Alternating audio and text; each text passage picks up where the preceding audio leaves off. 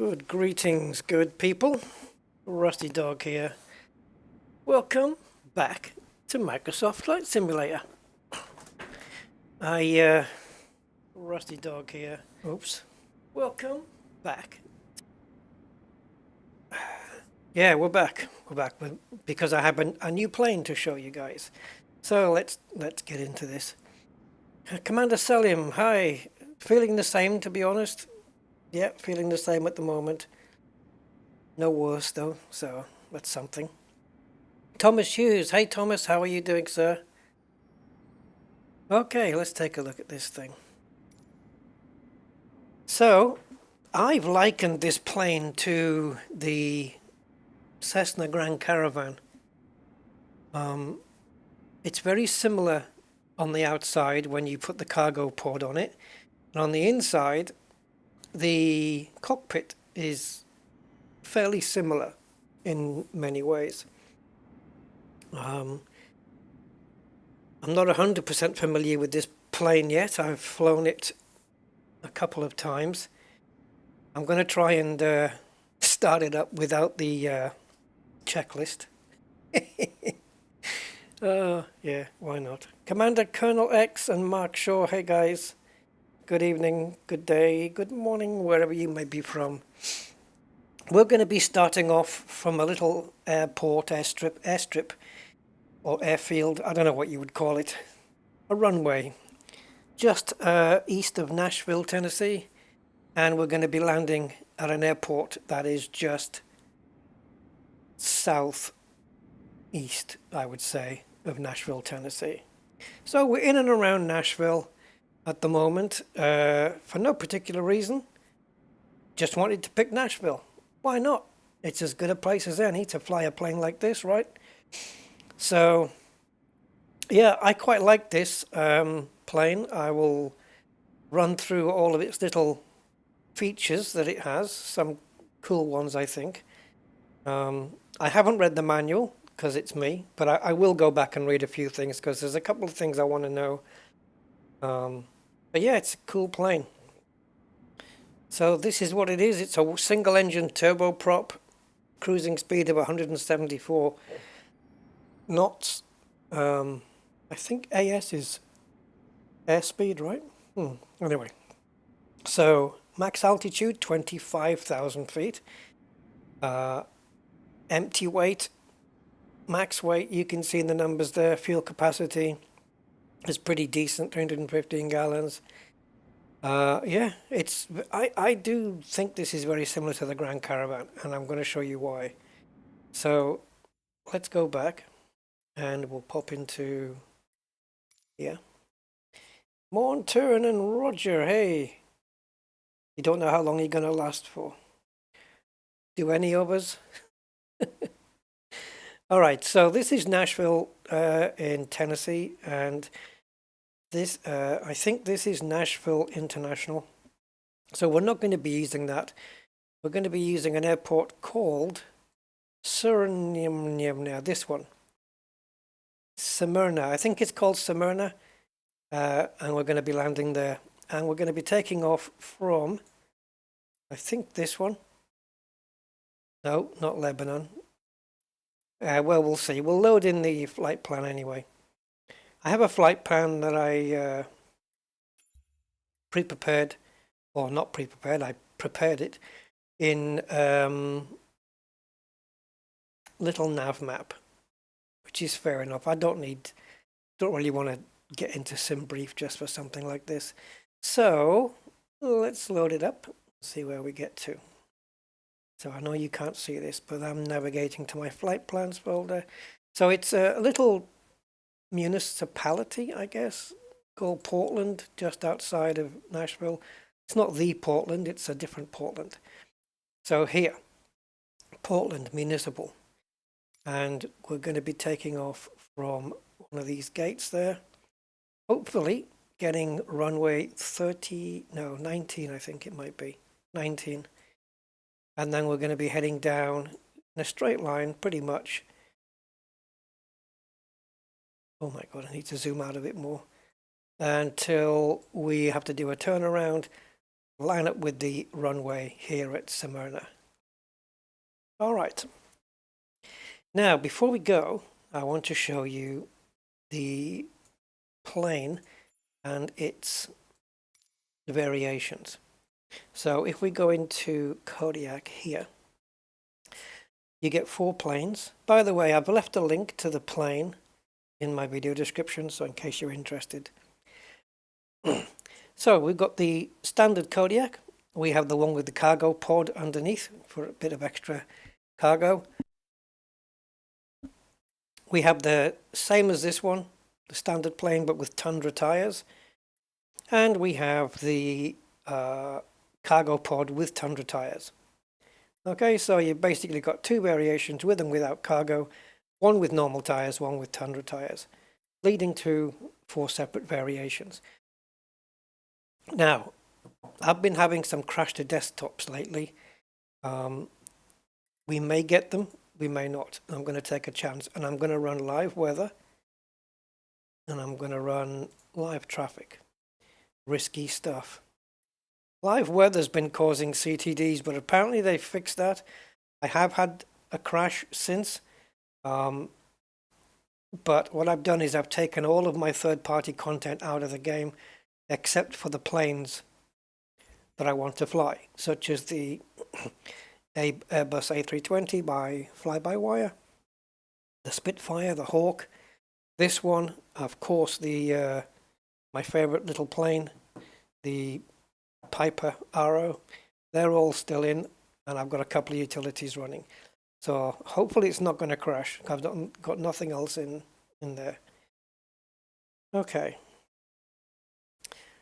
So once you've picked the type of plane you want, then you can go into liveries. Now, this is where you get different setups as well, because this doesn't just change the liveries. It changes some of the interior. So you've got skydiving variation. So you've got like if you can see there where my mouse is, there's like a netting around the window. Oh, actually, it's the back door. It's the rear door. So you've got like a netting there instead of the door, perhaps, where this one has the door. So you've got skydiving version. You've got Tundra interior. I haven't even looked at that yet. I don't know what a Summit interior is. Cargo interior, so it's no seats in the plane except for the pilot and co-pilot, and it's just purely empty space for cargo. I am using the mixed interior, which is a couple of seats and some cargo space. So we're going to be taking a couple of passengers and a bit of cargo and balancing the plane out with trim accordingly to the weight, because I think that's important in a plane like this. Hopefully it all goes well. Yeah, I hope so. No crashes. So let's get it onto the runway. Oh, yeah. That is Switzerland, right? Is that the Lowy Airport? Lowi? Biarritz? I'm not sure. That is very familiar. I have a feeling that's Switzerland. Switzerland, Austria, I don't know. Either way, both of those places are just absolutely stunning. But we're in Nashville, Tennessee.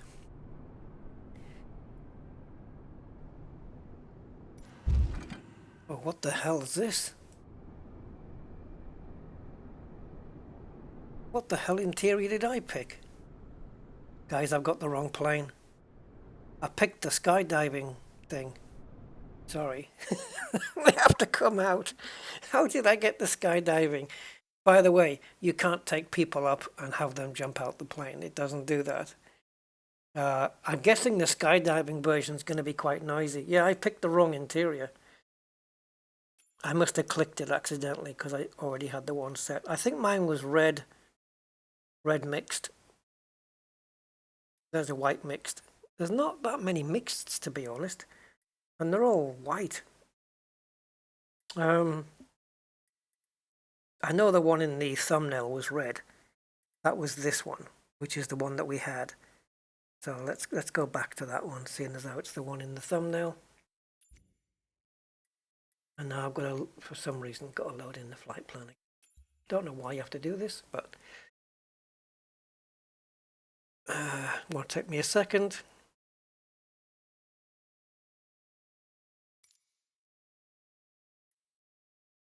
Okay, just make sure that we're all live. We are indeed. I'm testing this sim out, see if it'll crash. Hey Seb.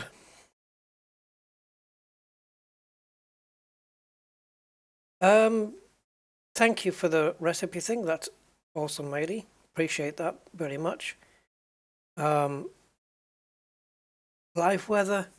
Well, Microsoft did put out a notice a couple of days ago, I think, to say that the live weather had been sorted. I'm pretty sure that by that they mean that they had to reboot the live weather server. Yeah, pretty sure that's it. I have had a crash to desktop today, but then I ran it with live weather in safe mode and I didn't get a crash. So all I've done is I took everything out of my community folder and I just added the third-party planes that I fly, and this thing, the no toolbar, so you don't get the toolbar thing at the top until you go there, and the pushback tool. That's all I've got in. So it may crash, it may not, I don't know. We'll have to see. But apparently what people are saying on the Facebook group of Microsoft Flight Simulator, people are reporting that it is fixed. Hello to Razor Firefly. How are you, sir? All right, so this is the plane that we're going to be using. I haven't strapped on the cargo pod, as you can tell. Now, if you look at the I don't know if any of you guys are familiar with the Cessna Grand Caravan. This center console display here, apart from the circuit breakers, which are in the Cessna, they're over here. But this, with the propeller and the conditioning lever here, this is very, very, very similar to the Cessna Grand Caravan. Very, very similar. And as is the 3-monitor layout, except for this middle monitor has got the updated Garmin G1000 NXI interface. So it's the latest one. That's a separate add-on, by the way, which you can optionally put on if you wish. I like the steering wheel. Yeah, I know it's not a steering wheel. Yeah, it's cool. I like it. And I wish I could get a co-pilot in there. You're going to laugh when I put the passengers in, guys, because if you know your Formula One from say 2000, from the 2000s upwards, if you know your Formula One drivers, you're going to get a laugh here. If you know your Formula One drivers, you have to know. If you don't, you're going to have to Google. So, yeah, very cool plane. I like the interior. Oh,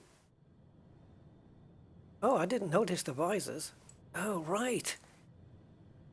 Guys, I hadn't even noticed that. It's got sun visors. It's not the only plane to have it. I noticed they're not animated, though. It's just kind of bing. Yeah, there's other planes where they're animated, but it doesn't really matter. Now then, before we take off, we need people and cargo. So I don't know whether there's another way to do this, opening the back door. Oh, let me open this one. So unlock it first and then just pop it open. But in order to do the, I can't step out. In order to open the back door, I don't know if there's no button or anything, and I don't know if there's probably a keybind you can do. Oh, by the way, the lights work as well. The cabin lights, you can set those on. Let's go in. The only way I know is to literally walk down the plane and get it open. It's a split door, so you have to unlock that one, and then we can unlock the top, and then we can do the bottom. Very nice. And as far as I'm aware, you have to walk down it. The airport I'm at, oh, that's a good question. Portland Municipal. It's a little place just outside of Nashville, but just to the east of Nashville. Let me bring up the map. Hopefully it doesn't crash the game. Oh, there we go. Took a little while. Okay, so we are... Let me expand this. So, Nashville, Tennessee. Uh-oh. It's not very responsive. So we're here, 1M5, and we're going to KMQY. Nashville, Tennessee is here. I haven't bothered landing at Nashville International Airport. I wanted to avoid the big airports today. Okay, it looks like that's the further zoom I have. But yeah, we're just outside of Nashville. We're in and around Nashville. So you got little chocks on the wheels there. Now, the cargo interior, what that does is it removes these 4 seats, and you can fill the whole plane with cargo. And then you've got the skydiving, where I think you've got benches here, and then you've got the mesh, which you can then unclip before you jump out the plane. Also, this plane is a short takeoff and landing, which is great for those very, very short runways. So let me just line up, and then we'll take a walk back down to the cockpit.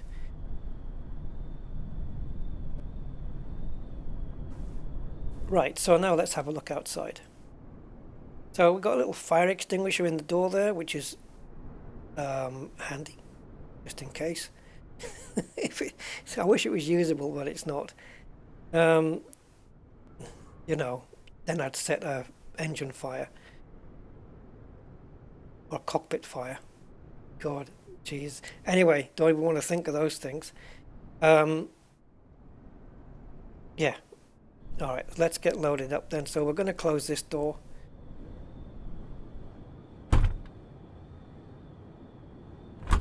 Oops. I was trying to lock it. There we go. All right, so we need people on board. So what we'll do is we have to go to our weights and balances. I know it just says fuel. It really shouldn't. It should say weights and balances here, because that's your fuel and all your payload. Now you'll see this is split into rows. And in Flight Simulator, the standard weight of a person is deemed to be 170 pounds. But if I type in 170 here, it doesn't make a co-pilot appear. I don't know why. Anyway, row 1, left and right, are the seats directly behind me. So I'm going to add 170 pounds to both seats. That's me telling the plane I want 2 passengers back there. So we should now have 2 passengers. Right. So we have Jensen Button. That's not the funny bit. This next one's the funny bit. Rubens Barrichello as a woman. That's Rubens Barrichello, Formula 1 driver, as a woman. But hey, if Rubens wants to be a woman for a day, that's fine. So I've nicknamed these. This is Ruby and Jake. I'm going to call him Jake. Hey, Mark G, how are you, sir? All right, so we've got, now that will add weight to the plane, obviously. So while we're looking back on the plane here, let's add some cargo. See if I can get a better position. Plane. Sorry, Rubens, I didn't mean. So if we go to, I'm guessing it's row 3. Yeah, because row 2 is seats. Is there another seat on that side? No. Okay, so row 2 is seats, and row 3 and 4, I guess, would be cargo. So, just to balance things out, where's the center of gravity right now? 27%. See, these are our limits, these two lines. So let's go into row 3 because that puts it more in the middle. If I had 20 pounds of cargo, we get a little amount of boxes. On the right, if I add 70, oops, 700's a bit much. Now we've got a fencing popped up, whatever, I don't know what you call this, the catch thing, and we've got more boxes. And you can fill the plane, but you can see now that it's gone a bit back. Center of gravity is now 28.5 towards the back, really, but it's not that big a deal. But let's remember that number, 28.5. Okay, so this is what it looks like now. We've got a few boxes. These are all chocolates we're going to be delivering to a orphanage. I don't know. And these are the people who work for the orphanage who are going to be delivering all these goodies to the orphans. Whatever, right? Okay. Now, because we have some weight, center of gravity, I'm trying to decide whether it is further back, isn't it? So it may mean that the plane would have a tendency to pitch up. So to counteract that 28%, we're going to pitch trim the plane. Now, the furthest I can go down is there. That's the maximum. So 180 degree down, that is 100% pitch trim. So there would be 50 and 28, 30%, which is the center of gravity, would be about there, I would say. So at least we can have it trimmed to around there. Now, what I've had to do with this plane, which I don't know why I've never had this, but I've never had a button assigned on my joystick for rudder trim. But with this plane, I'm going to need it because the turbo prop, it does make the plane veer to the left, and I'm going to be using rudder trim as we taxi to correct that, so that when we take off, we're not getting pulled to one side, and when we do eventually pull up, because we've corrected for the center of gravity there with the people in the back, it won't be pitching up too much. I think I might just bring that back a little. All right, let's see if I can remember how to start this plane up. Oh, hang on, I can't. I need to close the back door. How do I get back there now? Can I? Yeah, thankfully I can walk through cargo. All right, let's get the door closed. And, geez, and we're going to get to this one after. Okay, I kind of like that you've got to come back here to do this. Unless there's, like I say, a keybind, there probably is. All right, let me just get the cockpit button. There we go. Right, so something I forgot to do earlier when I was trying to fly. I had everything set and done, and I forgot to do this up here. Just like in the Cessna Grand Caravan, you've got your fuel cutoffs up here. So dopey me forgot to turn them on. Yeah. Okay, let's get rid of this for a second, and let's start powering up.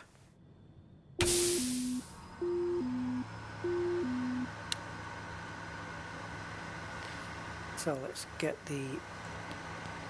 Okay, like I said, this is the latest Garmin. I believe I think this NXI is, is it touchscreen?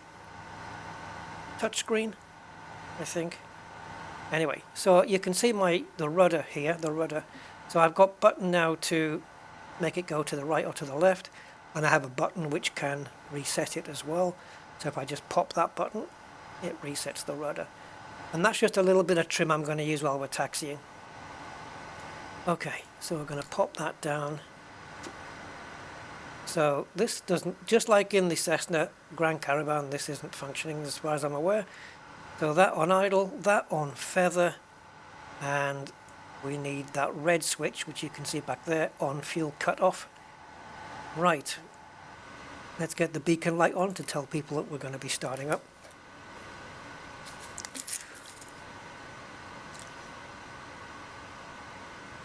What else? I'm going to put those on. Okay.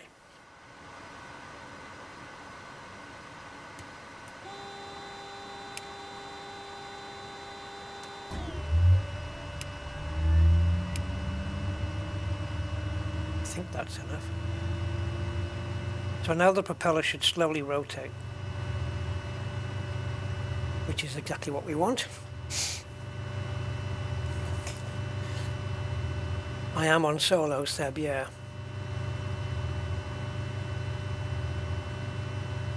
Let me know another time and we'll set up a multiplay. Alright, so we're good here. So in order to get the propeller going to its proper, pop that up. And it's this thing.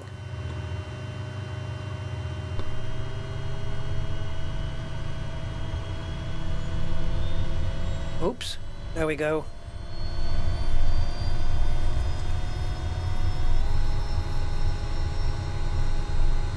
Very turbine-y sound. Why is that called a storm window? Do you open it in a storm or do you close it in a storm? Anyway, right. It's got the wings on the top, which I like because it gives you a good view. You haven't got your wing in the way when you're looking back. It's kind of nice. Okay, so we've got the cargo, we've got the people. So now we're gonna ask. No, not you.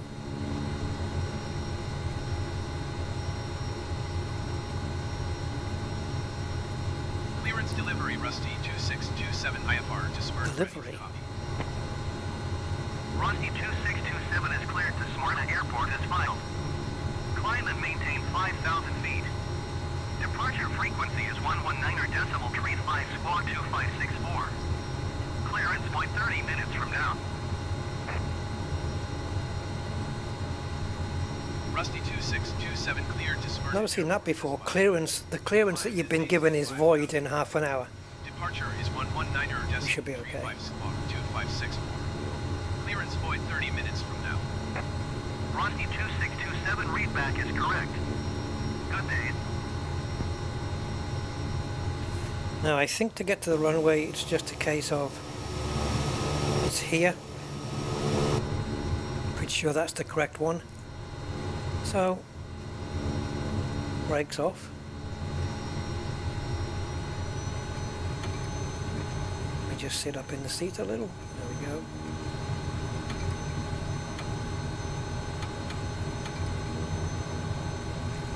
Now as I'm driving it's pitching to the left, so I just want to try and use my rudder.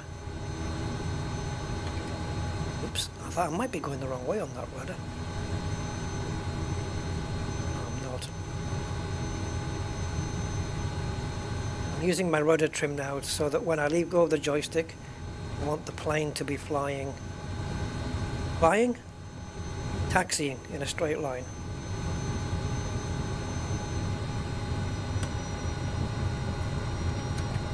That feels a lot better now. It's not really moving to the side anymore. Whoa, man, she turns. So like I say, this is very short takeoff, this plane. It does not need a lot of runway. We can probably get away with just single flaps here. So you can see now I've put in a bit of extra rudder here to compensate, so we should be hopefully taking off in a straight line. Right, so this is on low idle. It doesn't need to go up to high idle. So flaps to level 1, I think, is going to be okay. It better be. Oh god. Right, we'll see.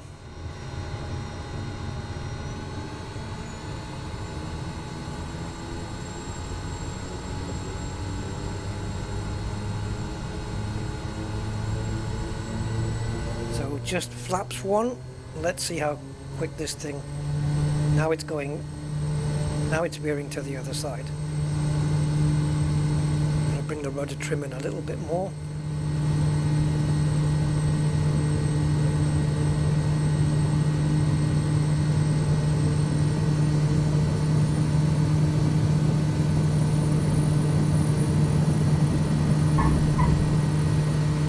She's up. Now we need to go to a heading of 171.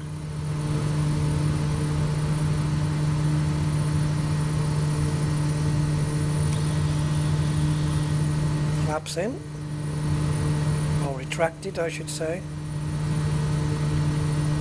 And we'll just gain a few thousand feet, don't have to go anything too much more than that. As you can see, the plane is pitching very nice. It's not trying to push up, it's not trying to push down, because we compensated with the pitch trim before we took off, which has now gone back to 0. Thank you very much. But we're good now. We're okay. Actually, to be honest, that is not... we are pitching upwards.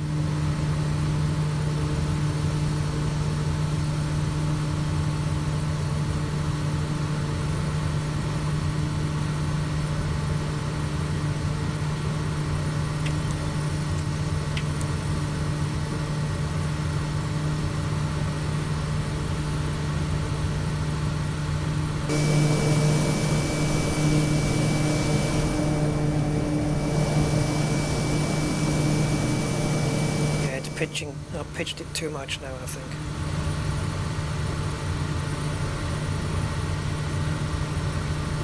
Trying to keep it level.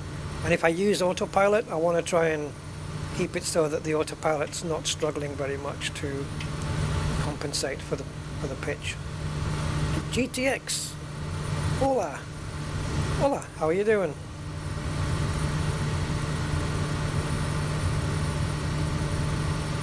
I'm going to just come back on the throttle a little bit now.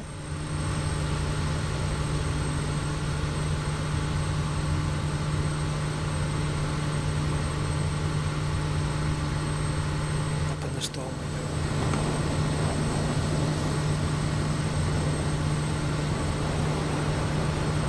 And you can really hear the wind coming in.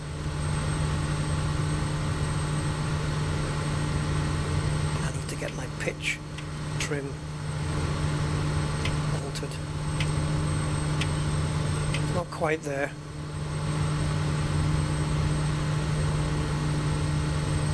So I haven't even tried the autopilot on this yet, but it should just be a case of setting AP on, nav on, and alt I should say, and that should follow now the purple line.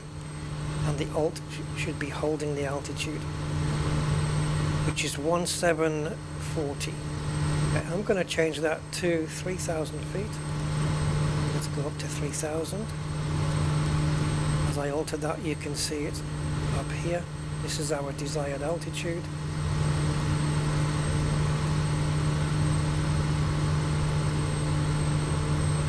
Okay, and now we can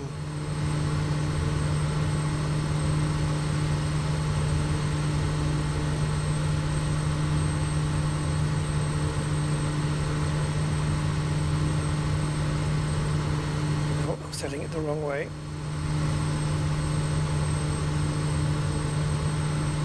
There we go. Now that should just climb until it hits 3,000 at 400 feet per minute. Pitot off. Oh, and it wants me to put it on, does it? Okay. Happy? Yep. Everything else good? Must be getting a little bit cold up here then.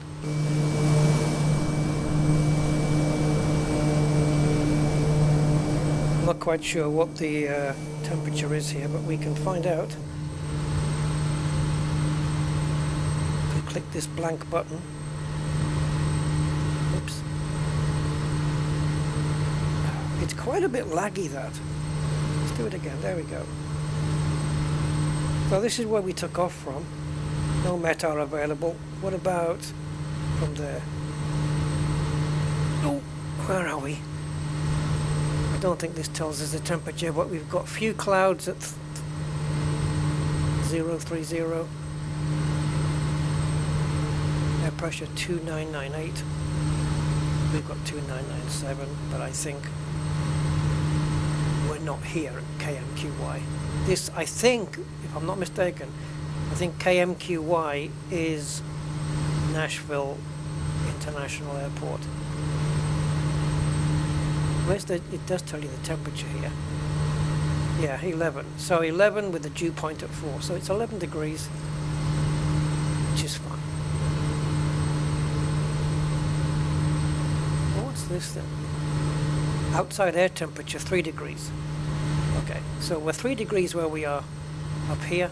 But on the ground, I guess that's 11. There's an airport there, look. I think we do have to pass a couple. There it is. Nice and quiet, this plane. I do like it.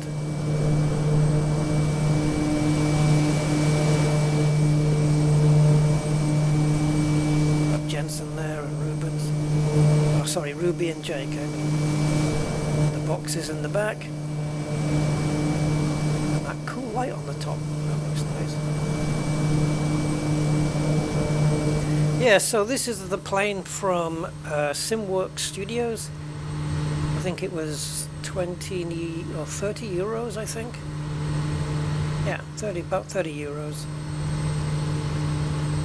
Okay, altitude now is done and done. So the VS should cancel. And it goes into altitude hold mode now, so we're now holding at 3,000 feet. Airspeed is increasing now, which I expect. Now we're leveling off. Just want to make sure it's not going to be exceeding anything.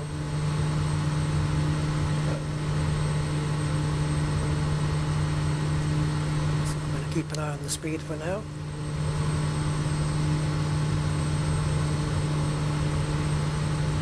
To adjust it with that, because then it won't be in line with my physical throttle.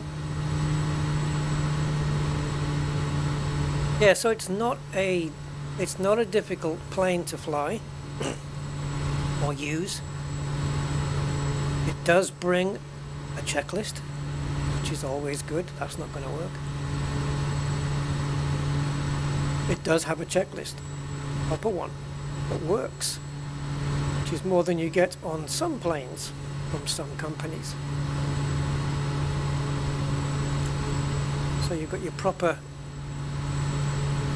pre-flight inspection, then you've got your before starting engine, and I think, yep, it even shows you the lights up. Well, I don't know if it lights up. It hasn't really lit that one up.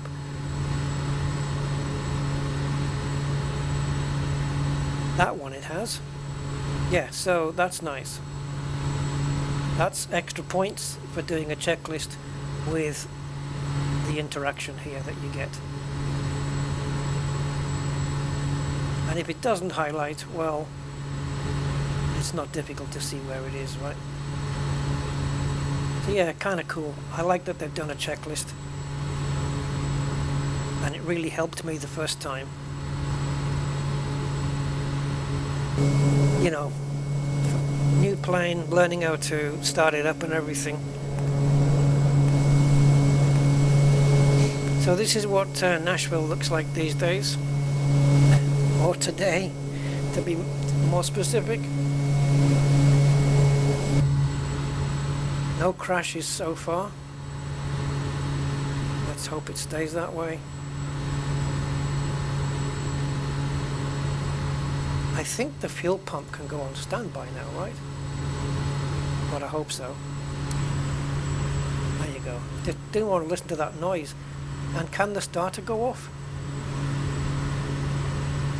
Let's try it. As we've started the plane already. Yeah, I think we're okay with those. Yeah, that fuel pump was constantly whirring and I could hear it.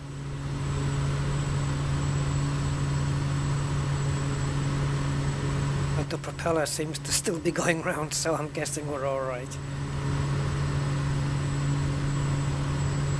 Unless it's just using up fuel that's that remained since I pressed that switch. Doesn't this look like, as well, the honeycomb yoke? Very similar.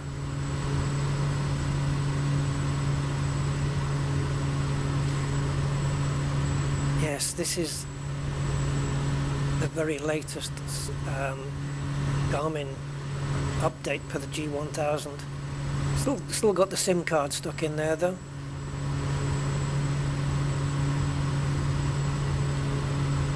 So you got all these different options. Traffic, terrain, topography. Let's have a look.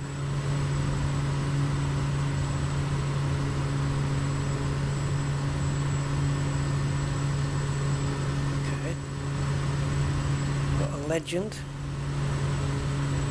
Okay, so the different colours representing the different altitudes. Cool. No idea what that is. What does it say? NextRad. Okay. Then you have engine and system, which gives you information about your battery voltage and stuff like that, and which does come up on the checklist to make sure that your battery's within a specific voltage. That's that you find out here by just going to engine and system. You've got your fuel flow here. Range, 558 nautical miles. That's plenty. Fuel flow, 203 something per hour pph. Pints? I don't think it is pints. Assist. I have no idea what that is.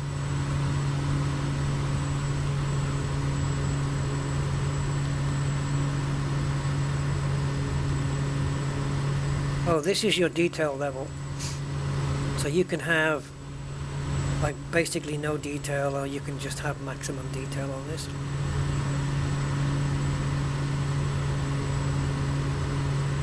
Yeah. But you'll need to go into the marketplace in Flight Sim to download the Garmin G1000 NXI. It is free and it's always in development. But it basically changes every plane in the sim that's using the Garmin G1000 into the NXI version, which is the very latest software for this unit. Okay, where are we now?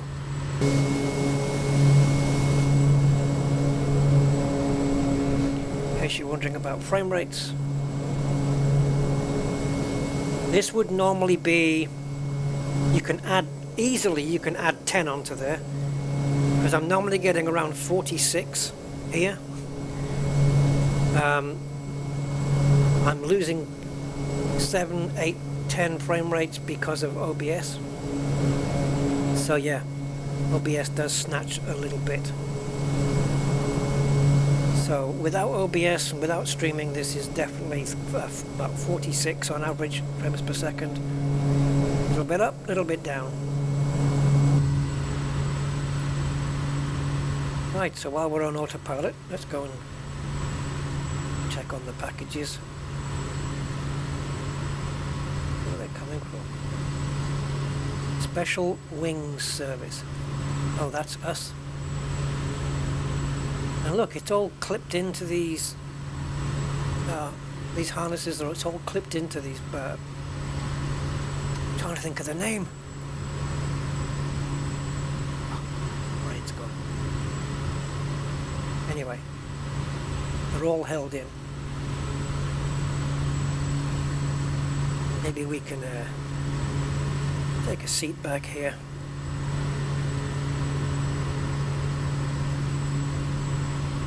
No one's flying the plane, guys. Sit back, have a sandwich. Good evening, Tim Humphreys. How are you, sir?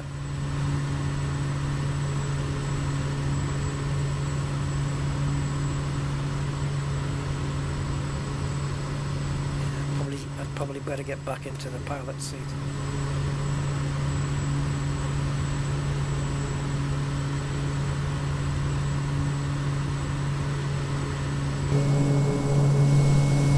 So I kind of like the plane. I think it's very decently modelled. I haven't used the Tundra settings yet, but if I were to use the Tundra, I'd go for the Tundra tyres, I would go for the Tundra interior, and I'd do a run around the Okavanga Delta that we did last time. Because this is an ideal plane for that. Those very short runways, this will take off in no time. Especially if you have like flap set to 2 or something like that, you know, the second setting on the flaps, this thing will take off really quickly, and it has got 3 sets of flap settings. But if you take it down to setting number 2, it should pull up and it'll lift itself off the ground really before you even know it. You've got your instrument panel lights there. If I put on the cabin lights to normal, that should light up. It should light up back there. Let's put them on to bright. There we go. It's only that one. One back there, and looks like one in the middle there. So in case it gets to night time, I can show you night time once we've landed.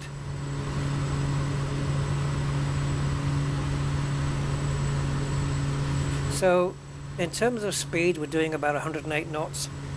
I'm going to, oops, I just touched the pitch there. I'm going to speed this thing up a little. I just touched the pitch trim. I don't know if I'm now giving autopilot a hard time. It'll still hold the altitude, but it should be okay. Yeah, me too, Tim. Thanks. I don't know yet. Probably. Maybe all is okay.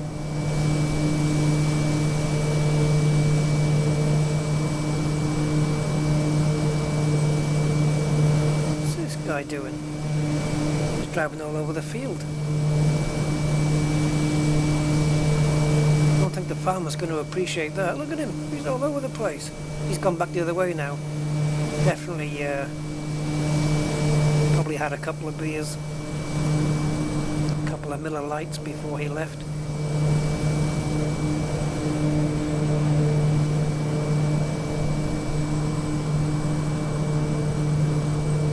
Nice and quiet, these planes.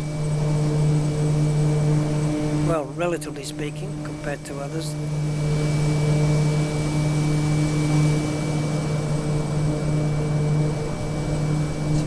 Right into the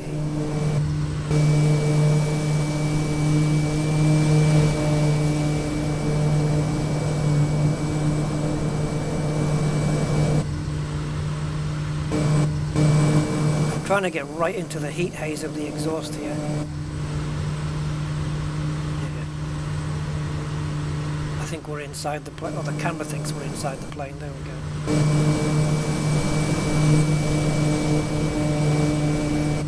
Oh, hey?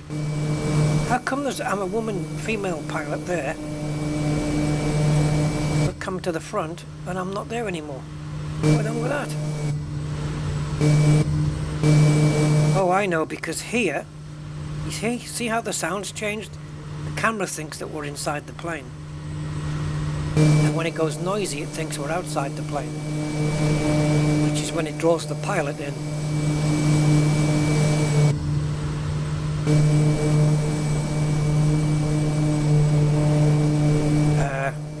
Trying to think how to get underneath.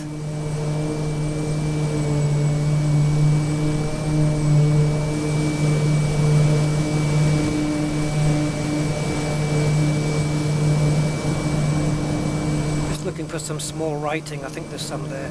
I want to check on the textures.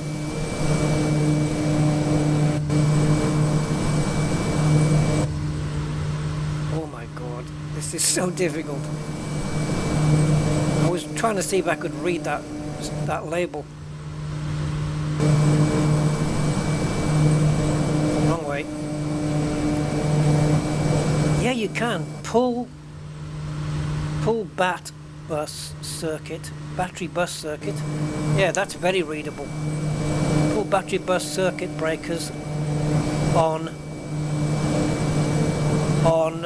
MCU from something. Yeah, readable. That's kind of cool.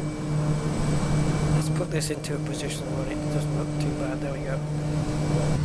You can actually read that. Hey, Gumbo Pot 72. Hi, sir. Swamped at work. Parts finally showed up. Good stuff. Thanks for stopping by anyway. Nice to see you, man. Right, we should be swooping for a turn at some point. I know I've not been going very fast, but maybe we can increase the speed a little. If you increase too much, like into the yellow or red here with the torque, you will get a warning. It will flash up with a warning in red to tell you that you're kind of over boosting kind of thing. You're just going a bit too much. Let's see if we can alter the range here. There's our turnaround. There's the waypoint, but it's actually telling us on here. I think on the old display it never used to tell you the actual curve it was going to take. It would just show the waypoint and then you'd see the plane do the turn. Where on this updated display, unless I'm mistaken, it looks to me as though this is new on this display, the new one, where it's actually showing you the curve the plane's going to take, despite the fact that this is my waypoint, USR, user 01. Oh, I think that's new.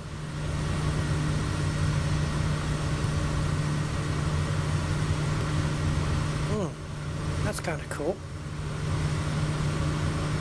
I'm going to leave it on autopilot until we get to... Oh, I don't have little nav map running. Let me just... I had little nav map running before, and it would... Let me see if I can load it in the background. It kind of tells me when to start my descent. Although I can do it here, top of descent, but the top of descent is based on the altitude I should be at, which is 5,000, and I'm only at 3,000. So my top of descent would be a little bit further ahead than what I'm at right now. Yeah, 5,000 is where my cruising altitude, and like I say, I'm supposed to be there, but instead I'm not. Oh, we're still turning.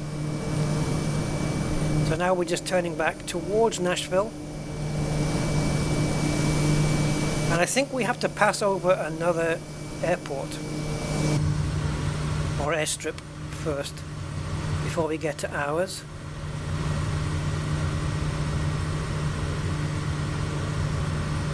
And hopefully I can land safely. Because we need to get these chocolates to the orphanage. Right, guys?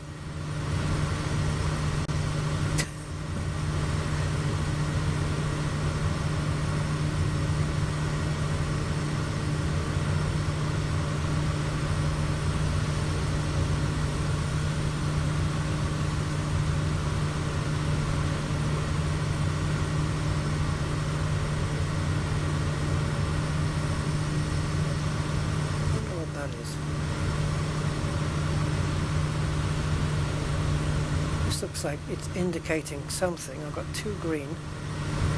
Oh, that's got me curious now. What is this for?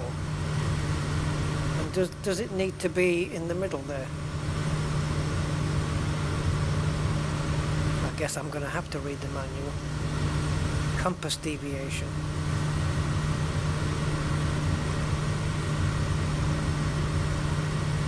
Just had a little, did you see that? A little buffer thing came up, like as if it was saving something. Can't imagine what that would be. So yeah, we've now reached top of descent, so we should be descending right now. And if we were at 5,000 feet, I would be descending now. But we're not. We're at 3,000. So I'm going to descend a little bit later. Once I start descending, I'll start to slow the plane down.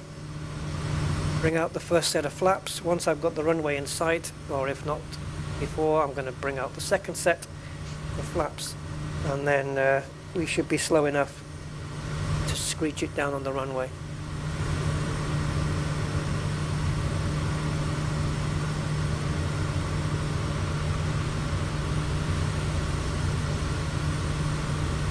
Well, there's another plane coming out apparently on the 17th of January.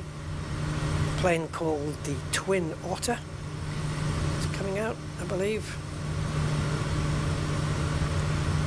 I think there's been a little bit of demand for that, if I'm not mistaken. People have been wanting that thing. Lock shoulder harness lever. I'm not going to pull that. I don't even know if it works. It looks like it does. Have I got one of those? Shoulder harness inertia reel. Oh, right. Must be locked for takeoff and landing. Oh, right.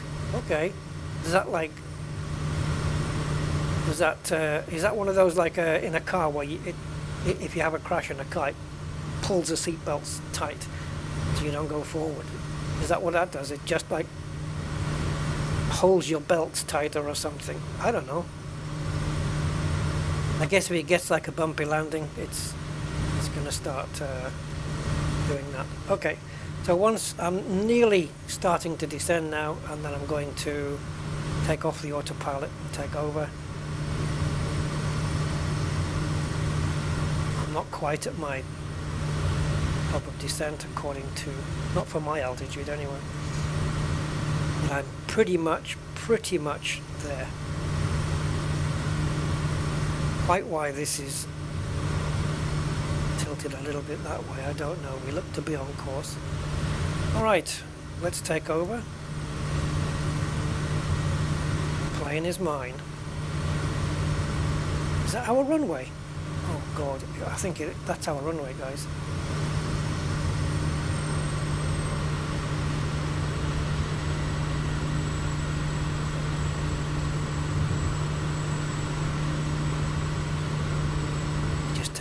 Off. I don't think it's doing anything, but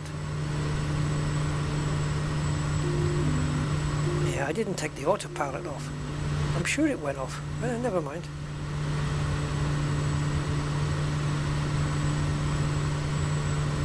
So I'm going to start to reduce speed and go down.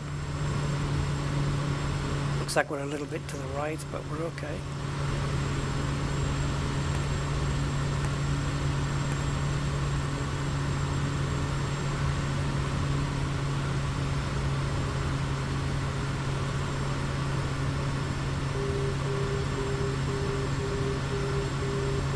Now is this arrow? I think that arrow is the wind, right?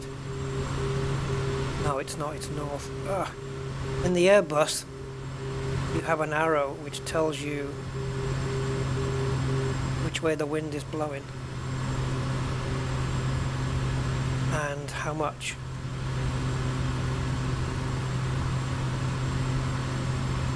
So okay, well this isn't an A320, so yeah. So first set of flaps now out. Don't need to bother with wheels because they're already out. Wow, look at all those cars. I'm assuming they're cars. Maybe, I don't know, maybe.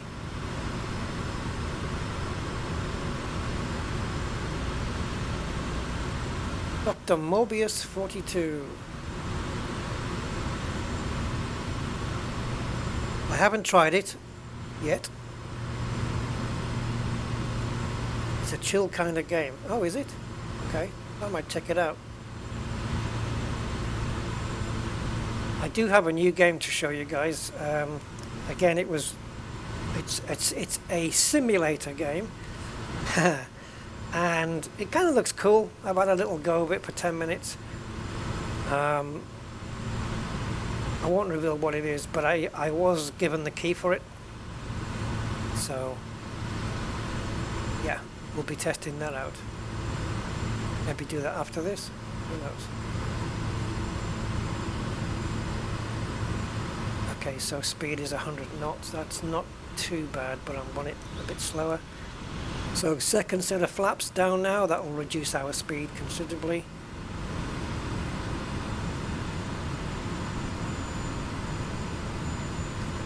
Now it does have reverse thrust on this thing. I've not figured out how to get the throttle down into that position though. Even though I've got reverse thrust on my throttle, because I use it for the Airbus, and if I press it, it doesn't seem to work for this. So I don't know. I know that the F2 key can do the same thing, but maybe we'll try it.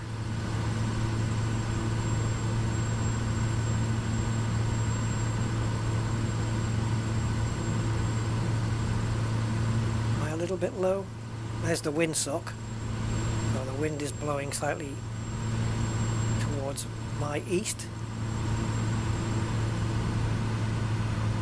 And we'll just drop the power flare a little bit.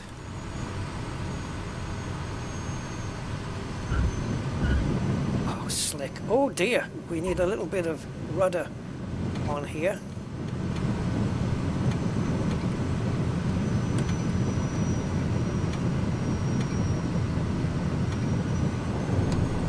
There's your reverse. Wow. Man, you really heard that reverse coming in. Okay, I didn't actually mean to come to a complete stop. Yeah, we got a little bit of kick there on the front wheel. I think I'm going to my left. I think I've got to go down this way, guys.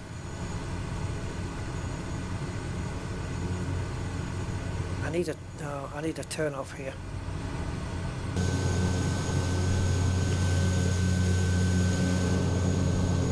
Yeah.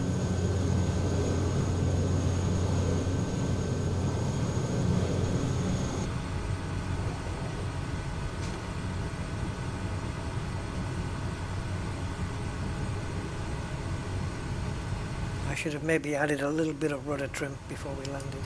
Got all the emergency vehicles out now. I'm fine, guys. I don't need you, honestly. I'm good. I didn't even call for, like, mayday or anything. I'm good. Cheers. Bye. Smashed him up with the wing.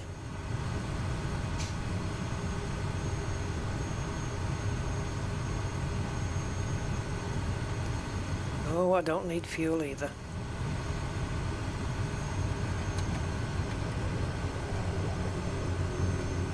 Let's get over there. How far have I got to go? Go over the grass, it's quicker.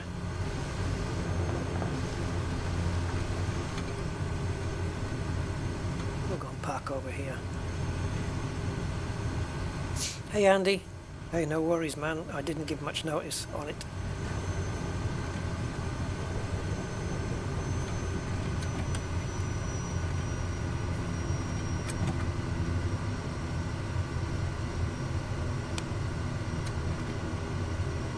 So what we'll do now is bring the propeller into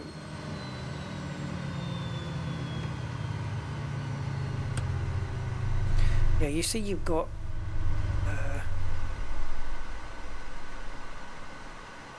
it says beta rev, so yeah, it has got reverse. Oh, it has stopped the prop. I thought it was just going to make it whiz around a little bit, but no, it doesn't. Right, so we'll cut the fuel off altogether.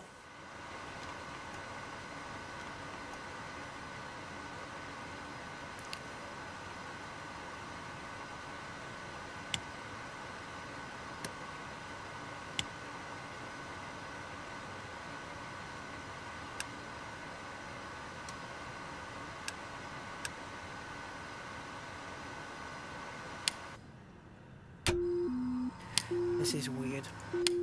Sometimes the mouse calibration, it's the only way I can describe it, that the mouse calibration is off.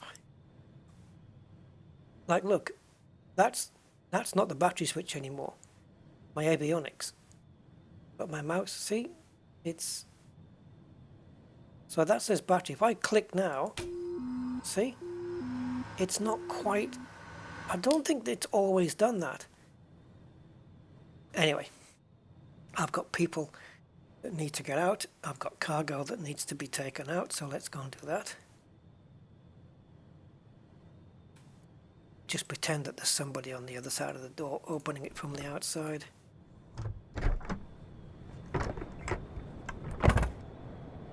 And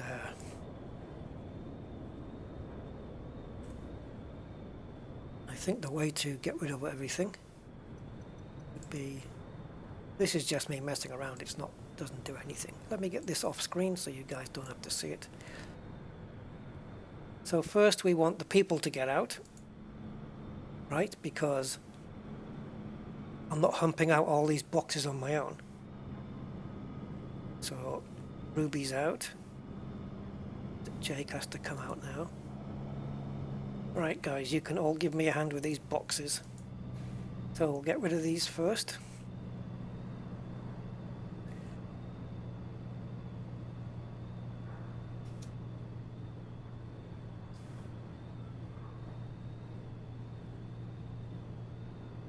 Got some graphics tearing up the top there. Don't know if that's an Nvidia thing or what. I did see somebody today reporting about graphics tearing on the Facebook group. Flight Sim Facebook group. That's some seriously bad tearing though. Anyway. Right, so the car goes out. They've got a van to pick them up.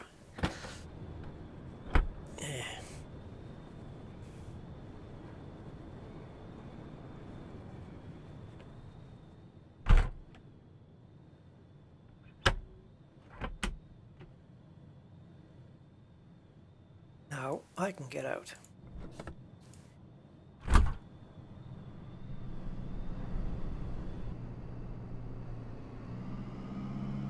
Obviously don't want to leave the door unlocked. Hey Oliver.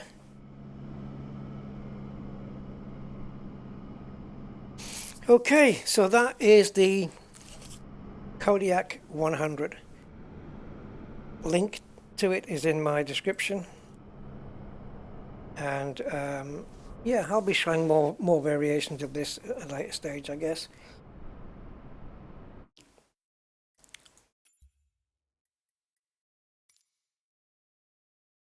Let me just quickly check out the Tundra version, because I haven't actually seen it. So we'll go for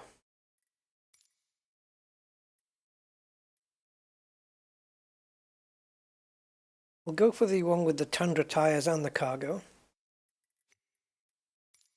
And we'll pick a Tundra interior. Maybe something with a bit brighter color if there is any. Yeah, yellow.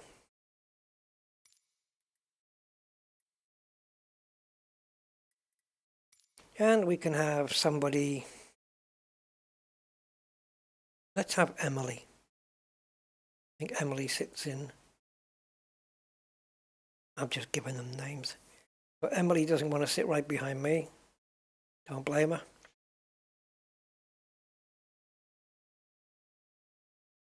Center of gravity is 28.5. Empty center of gravity position. Percentage Mach. Okay. Right, anyway. Where can we take off from this time?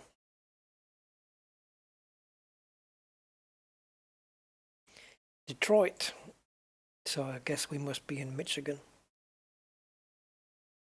Buffalo.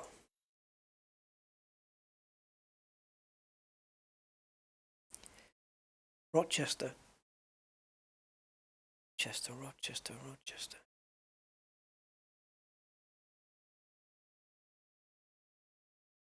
Not very Tundra. You kind of need... I tell you what we can do. I think it's YTTL.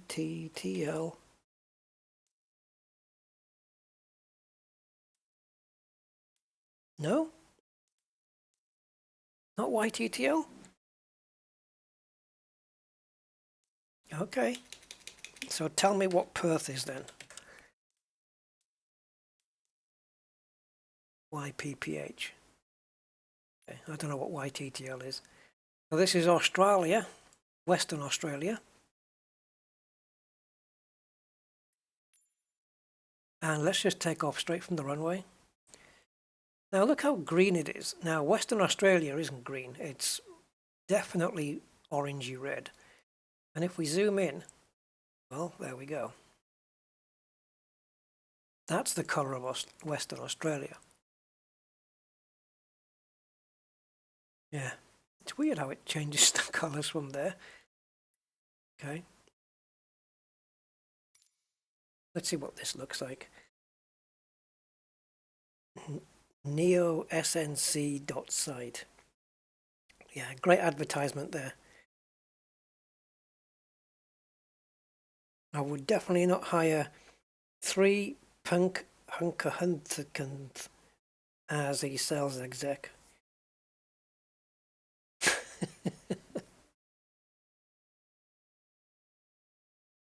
Oh, can you imagine if there was like, instead of advertising sites like this, it's all like, I don't know, some kind of scam version of like Jehovah's Witnesses or some religious site. Have you ever been introduced to Jesus? Only, yeah, a couple of times in Spain. Jesus. Right, Emily. Where's Emily?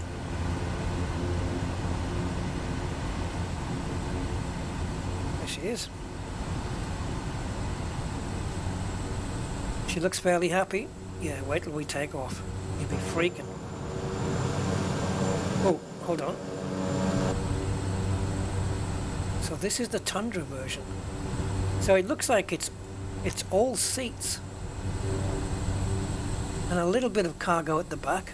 I don't know if this is cargo space. So what do we got here? We got 1, 2, 3, 4 rows and 3 rows on this side. And some big graphics tearing. It might just be this plane though. Let's take a look.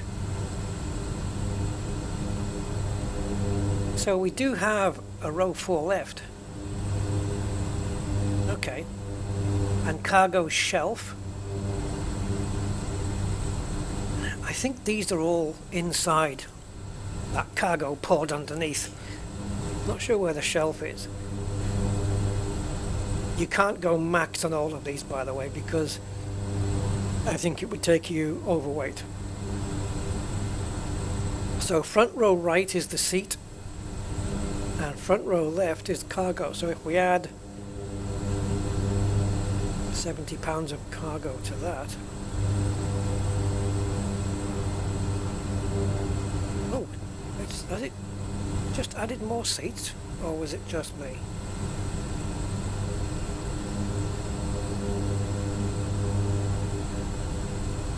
It added a seat. It added a seat, but not a person. Wait a minute. So, wait a minute. There's 70. And there's no thingy here. Okay, let's make it 170. What? Oh, I don't like the graphics on that. What happened here?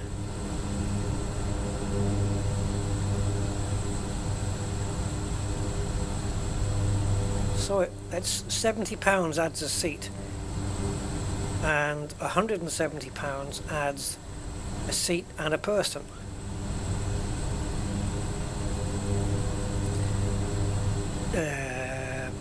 Julie, let's call her Julie. Hi, Julie.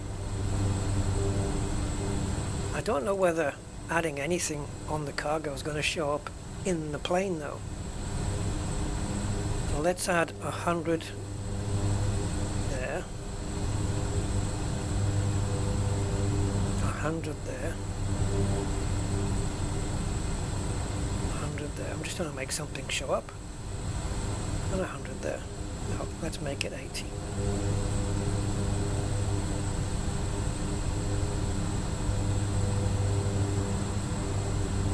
Now my center of gravity is 35, but I don't know if I've gone beyond the limit because the disk's not there. That's not good. But my aft limit is 40 and I haven't gone beyond that, so we should be okay.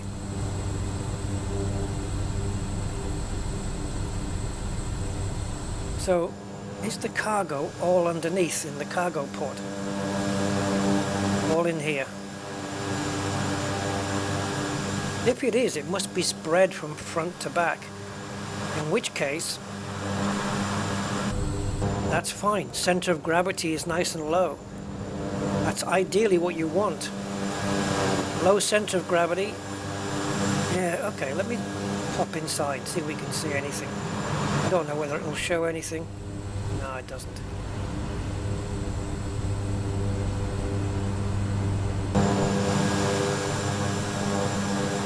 What's these Tundra? Are they just bigger tires? I guess so. Alright, Julie and Emily. A couple of girls I've taken out tonight. Trying to get back into the plane.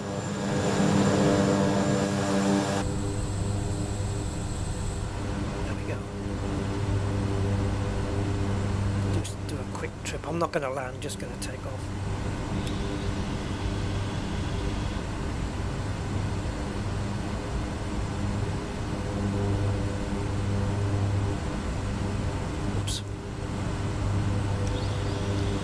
Flaps set to position 2 then, I think.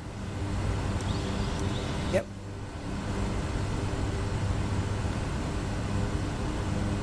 Okay, so power. Let it build. Go. More power.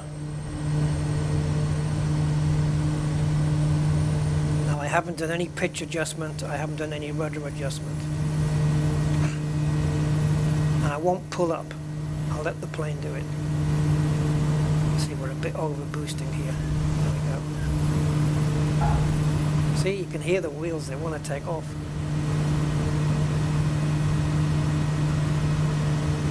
And we're up. Plane feels Okay. It's definitely a bit nose heavy, I think. Just a little. I can try and adjust for that.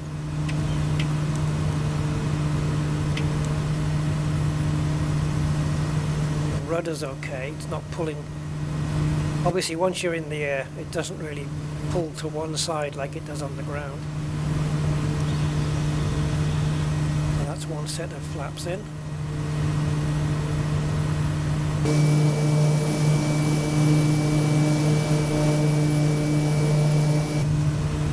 Oof, that made a difference.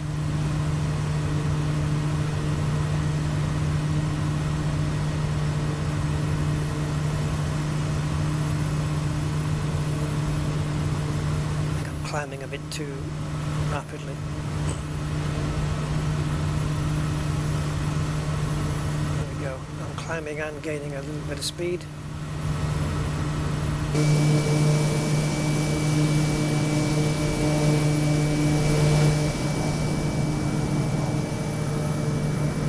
I should definitely explore a little bit more of Western Australia. The problem is once you get out into like the more northern parts of Western Australia, good luck finding an airport or an airstrip. You just have to land on the ground. There's like nothing for hundreds of miles, literally.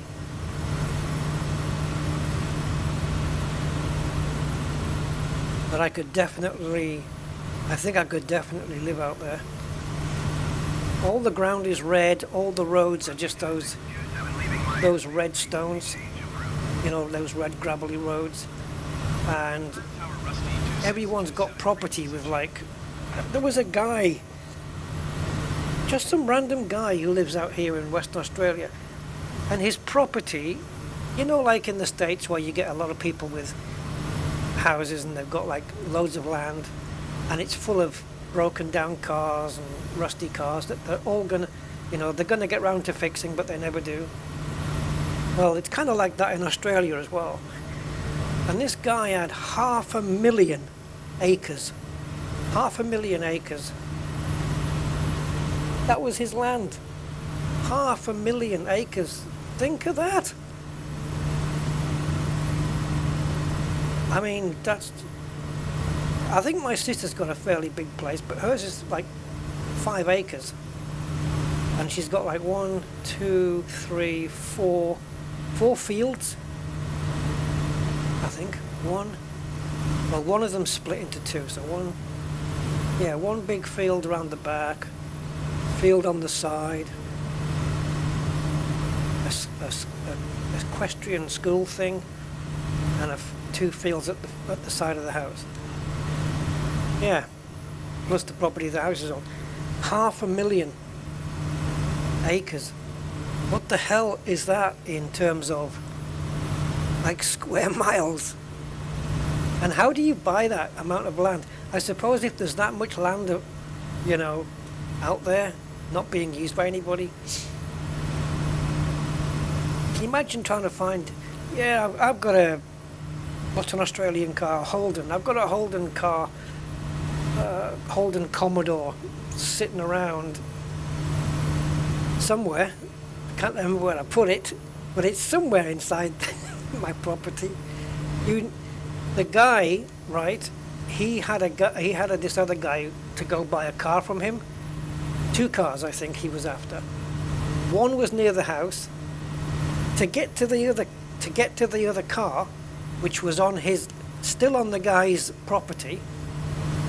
This guy with the 500,000 acres, they had to take a helicopter to get there. How big's this guy's land? Oh my God. Wow. That is some serious. Yeah, thankfully it's not grass, it's all this red stuff. Because you can imagine trying to mow it all. But yeah, it's all what you see here. It's like this kind of terrain. trees and all this color. It's a, I think in real life it's a little bit more red. It's more like this color. I think maybe I have to go further north. Yeah, that's some crazy property size there. How you girls doing? All right? Yep, she seems happy.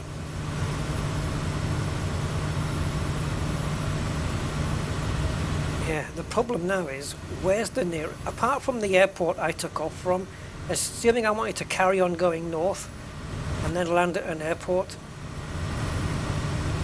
Oh yeah, I do have my, bring that down just a little. Whoa, what are you doing up here? Get back down there.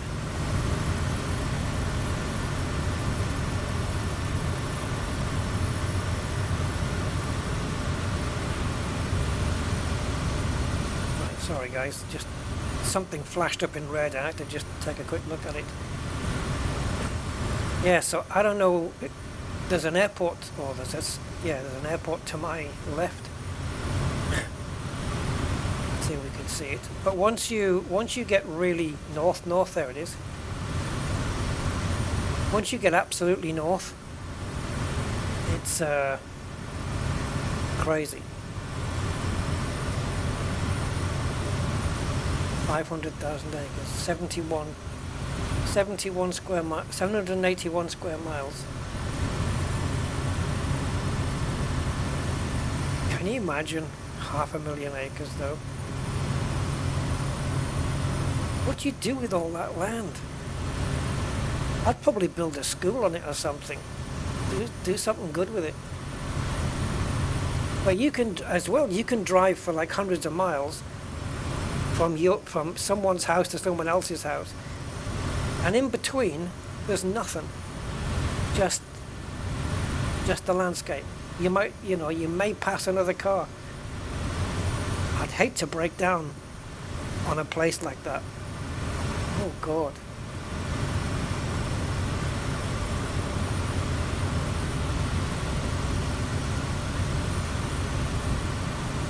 I don't think my chat's updating. Let me just do a refresh here. The chat on YouTube is coming out, but not on my browser. My browser seems to have blitzed out. The chat on YouTube. There we go. Let's see if it comes back. Not at the moment. And I'm skidding into the air here.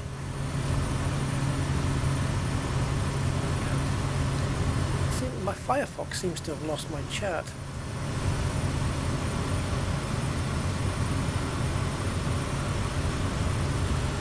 My parents used to have a 198-acre farm.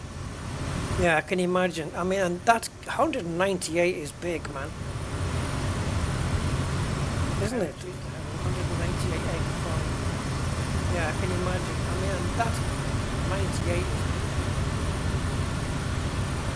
Okay, I think we're back.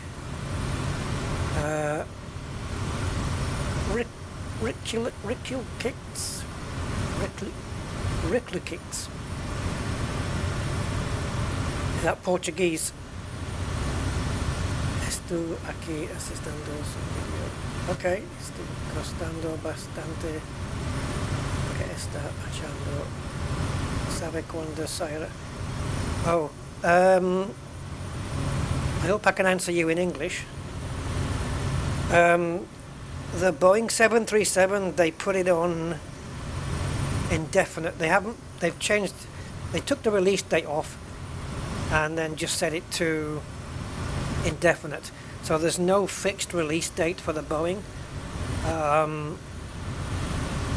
Yeah. So we don't know of a date yet. They don't know of a date because they need Microsoft to make some changes to their software development kit so that some of the systems on the 737 can work. Yeah.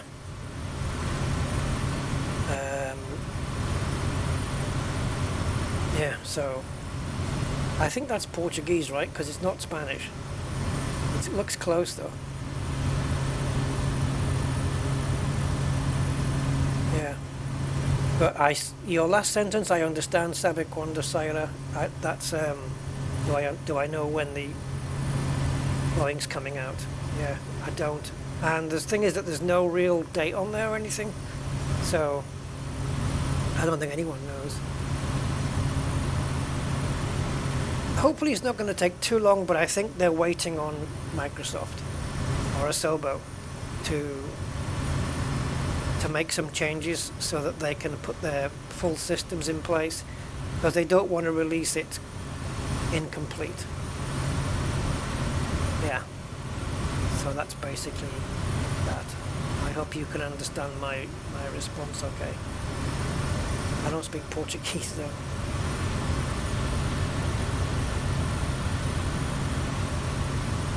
You're welcome, mate. Obrigado. And I know obrigado. I have been to Portugal. I know obrigado. Thank you very much, man. I'm looking forward to that 737. Definitely would want to get that. Right, so this is more the landscape I'm expecting from Western Australia. And there's no well, I would imagine there's some tarmac roads, but you don't want to be driving a nice car through these roads. It's all dirt road. Best vehicle for around here? Toyota Land Cruiser. Yep. Toyota Land Cruiser. Period. That's it. That's the only vehicle I'd want if I was living out here.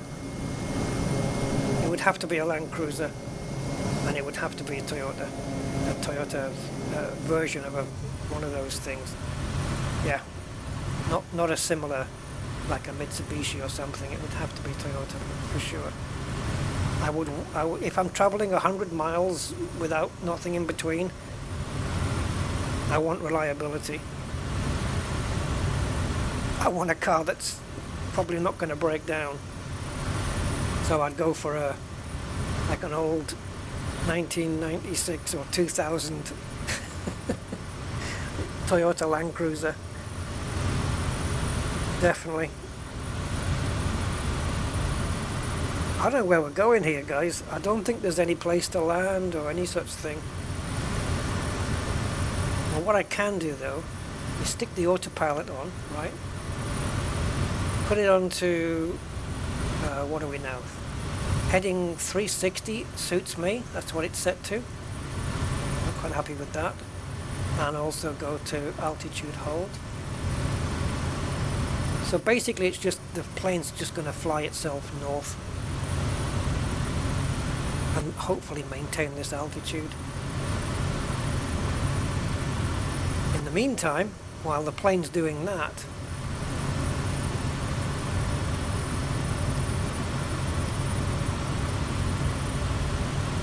I mean, we passed that, but north?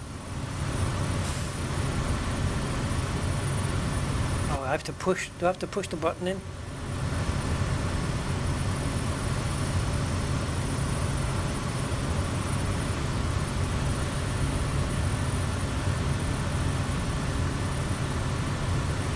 I'm trying to pan, but I know in order to do that, you have to push between pan and range. There we go.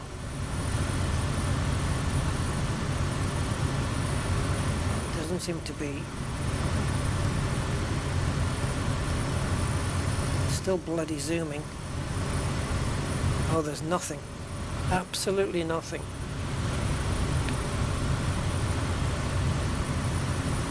Why is it not panning though?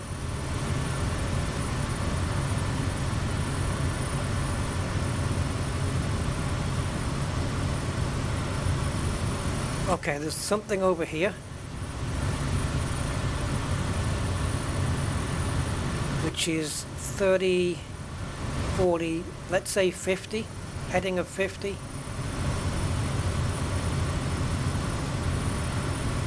That looks, a fair distance though, guys.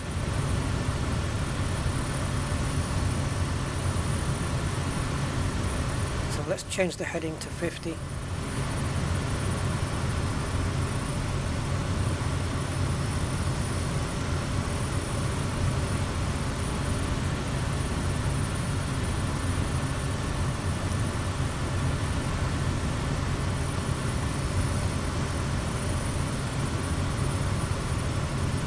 Idea.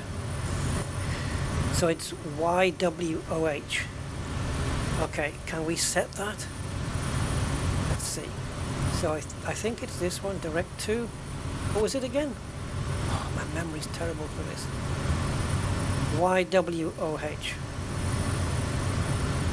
Wish me luck on this one.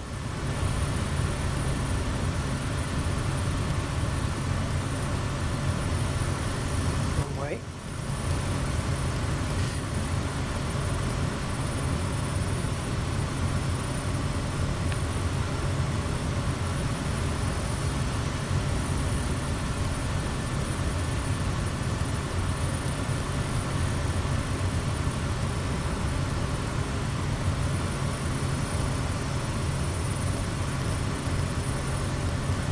That's it. O as in OO.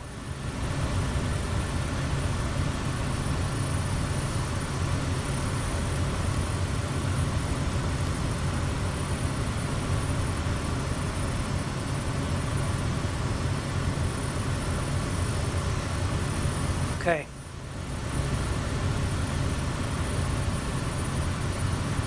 So now we can switch this to nav. It should put us on that course for that airport. Distance, does it tell? Does it tell? Does it tell? It does, somewhere.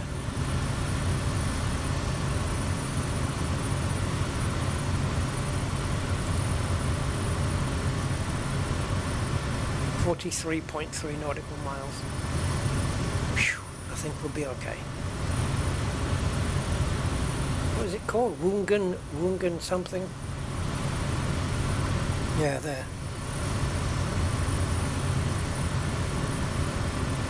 Yeah, 781 square miles is massive, isn't it?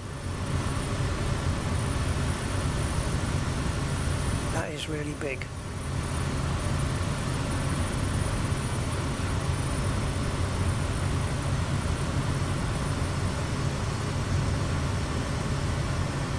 Have to get a bit more speed out of this, but I don't think we're going to. I can't remember what the maximum knots on this was. Was it 147 maximum speed? I don't want to put this up to high idle. That's for the propeller. I think we're okay. Don't need to do that. How's the fuel? Fuel is good. And the fuel flow is not great. That little lever could do with being just into the yellow. But we're pushing the engines right now, so that's why we're burning a bit of fuel. Very nice. You see, so you could, that could be that guy right there, and he owns all of this and more. It's crazy.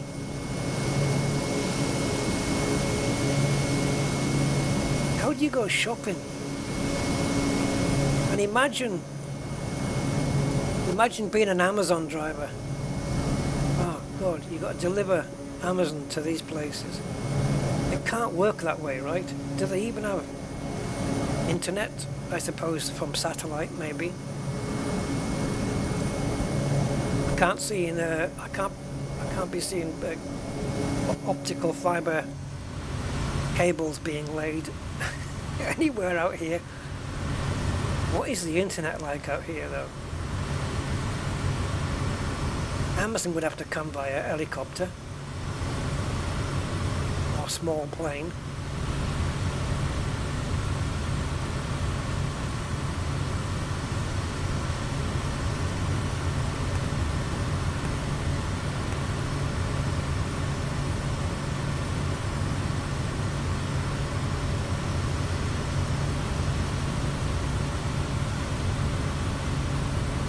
doesn't look so far away, but I have this zoomed out a little.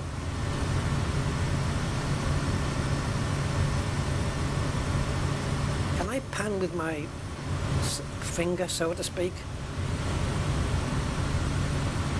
So it says push for pan. Okay. So we push in. Doesn't work with the touch screen.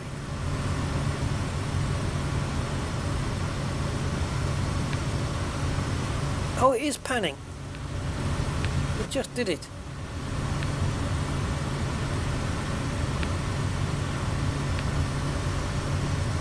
There's distance and bearing and all that stuff. That must be to pan then.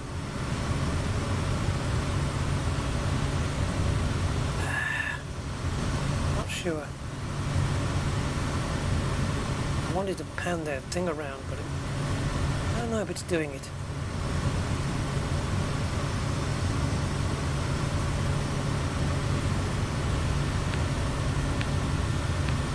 I think that was to just center the aircraft.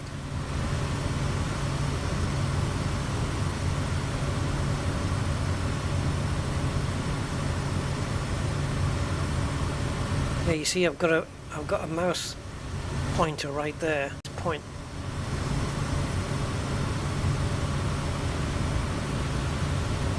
But it doesn't want to do it.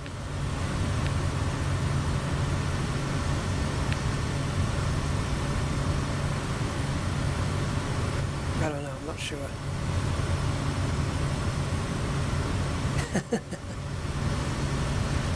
Yeah, they did use drones, but these kind of distances.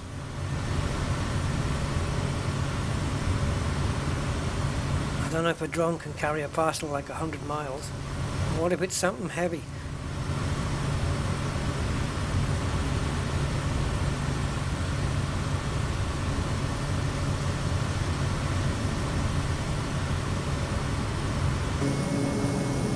Thing with the autopilot is you can get out and enjoy the view.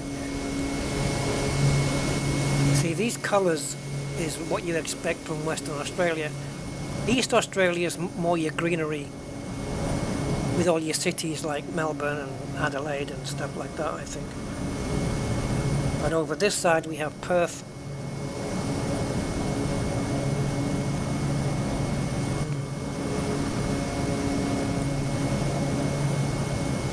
All a different colour.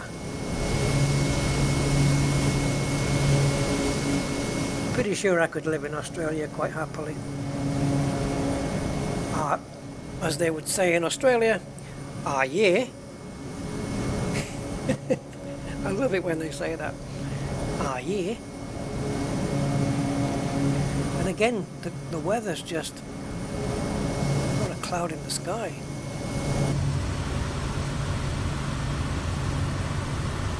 Are we on live weather? Yeah. We're not on real time though, because if we were, well, slight problem.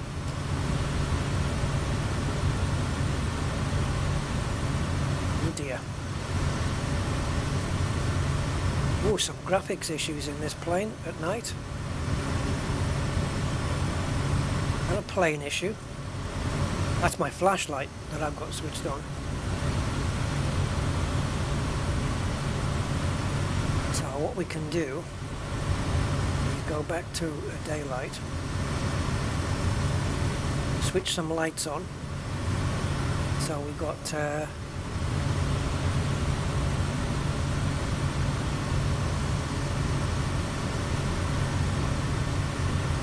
instrument panel lights.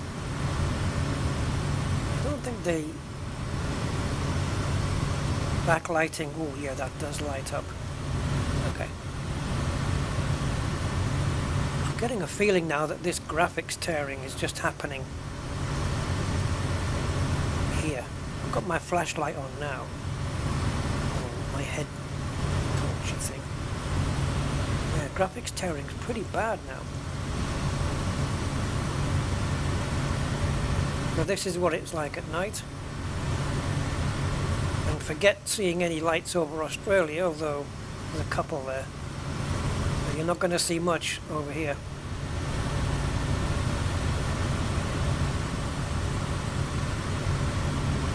pretty damn dark now. Oh, let me get some externals on. Actually, they are on.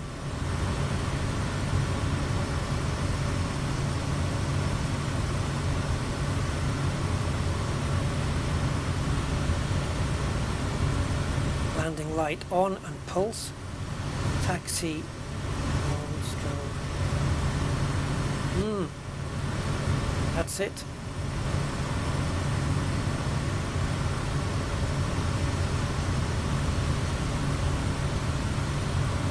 The instrument panel, you can see this is just the backlighting though. You can see how much of a difference it makes. Really brightens everything up. I don't need it anywhere near the maximum brightness though.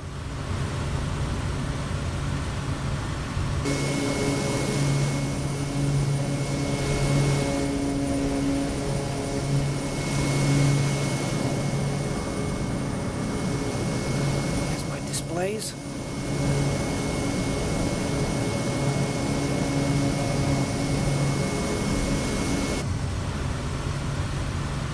I wonder if we could make this landing in the dark, guys. I don't even know what direction the runway is facing. Although if they give me a runway number, I can guess it. Like if it's runway 27, I know to go to 270 or 90, right? Yeah. I don't know. I think I've got to be the opposite, don't I? In Gibraltar, it's 27 and 9. But it's kind of backwards. Because 9 is for 90, but that's on the west side. So if you land at runway 27, it takes you towards the 270 degree. Okay. I don't know if I'll be able to contact this place, or even if it has a tower. In fact, what I'll do, guys, normally a proper pilot would have the information to hand already. So what I'm going to do is I'm going to call up little nav map and find out what runways there are. I don't know which is the active one, but I'm not even going to worry about that. I'll just pick one.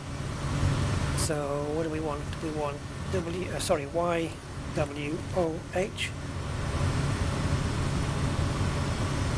Yeah, Wongan Hills Airport. And it has, it's got a runway at 07 and two small ones at 36. 36 might be just ideal for us because we're kind of heading roughly in that direction. Runway 36 would be perfect, thank you.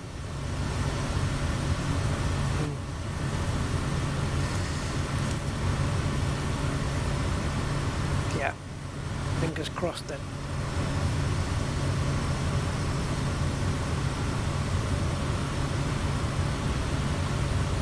So we have, where's it going from? Okay.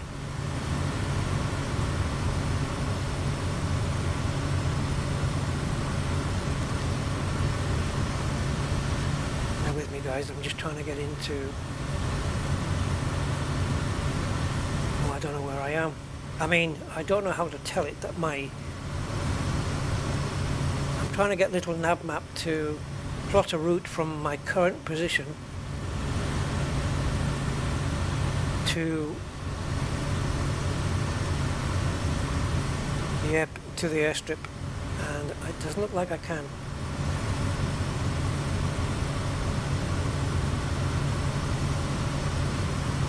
I'm actually more headed towards runway 7. Yes, we are. We need to start descending. So,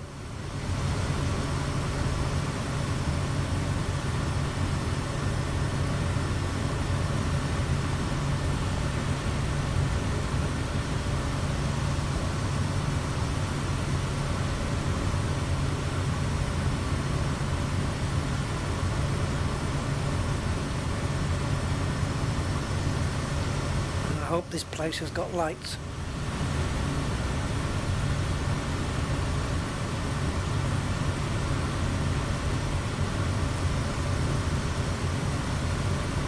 I'm going to set my altitude to around 2000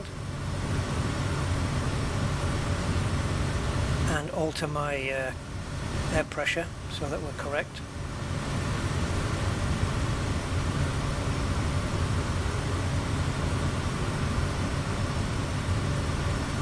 God help me.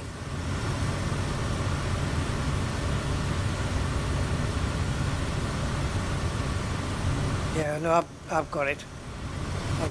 You probably can, but I don't know how to do that, Dr. Mobius.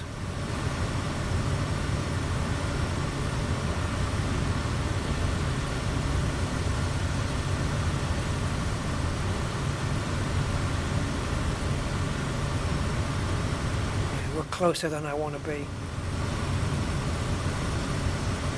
I don't think we're going to descend quick enough. We need to bring this.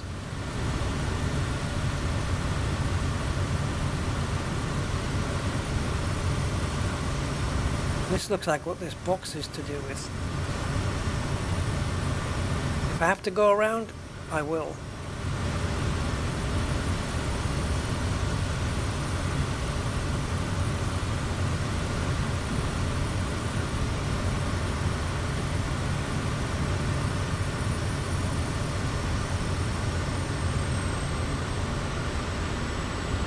Slow the plane down. So we're a little bit too close for comfort here. I thought we were much further away, but we're not.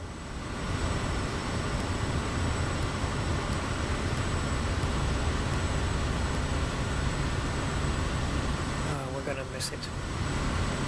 Ain't no doubt about it.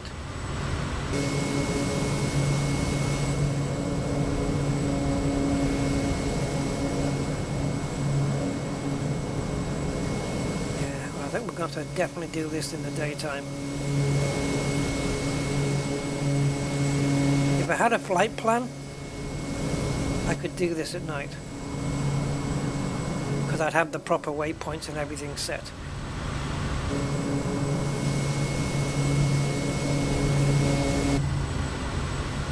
But I don't have it.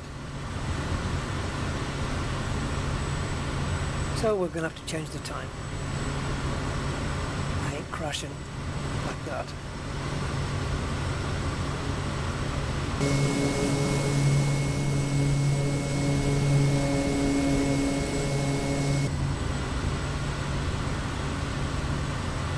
So we'll just keep on this heading until we hit 2000. Yes, it is a loop of shame, effectively.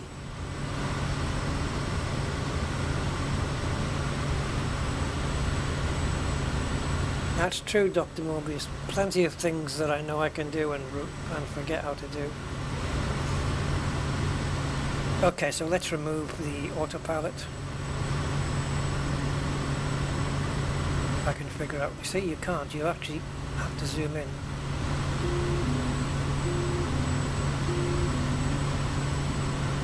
I love this orange landscape. I do like it. Dusty though.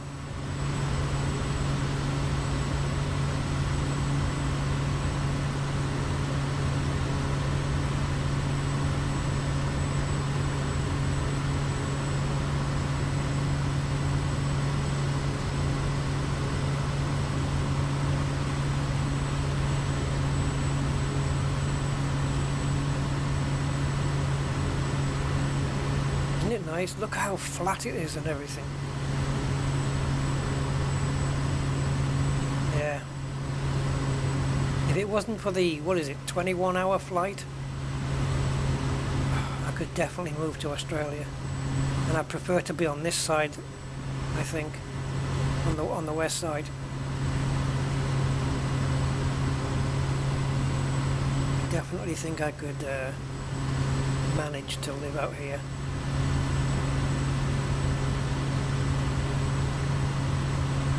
Oh, come on. It's so difficult to tune in to the range. that you'll lose your bloody place to where you're supposed to be. By the time you've got it, it's too, you've flown past your airport or whatever. Ah.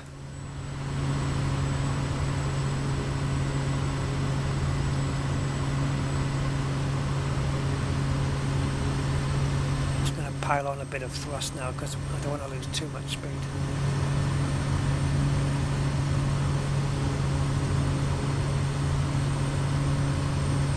And I love all the place names they've got out in Australia. Like Wonga Waloo and Wonga Bunga and stuff like that. It's awesome. How can you not love to live in a place like that? Woola Woola. Yeah. I don't know. I'm just making up names, but I'm sure they're not too far off.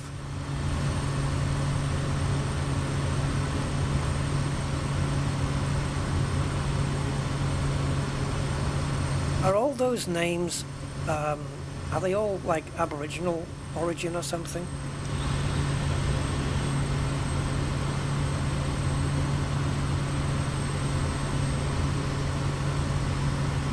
Please be an airport. Oh damn, we're so close. Ah, you nightmare.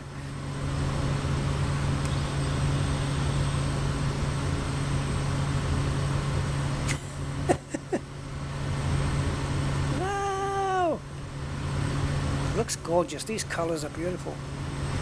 500. Yeah, I know. What was that runway again? Is that 336? 07. Okay, 07. Right. That's the degrees we need to be on the way back.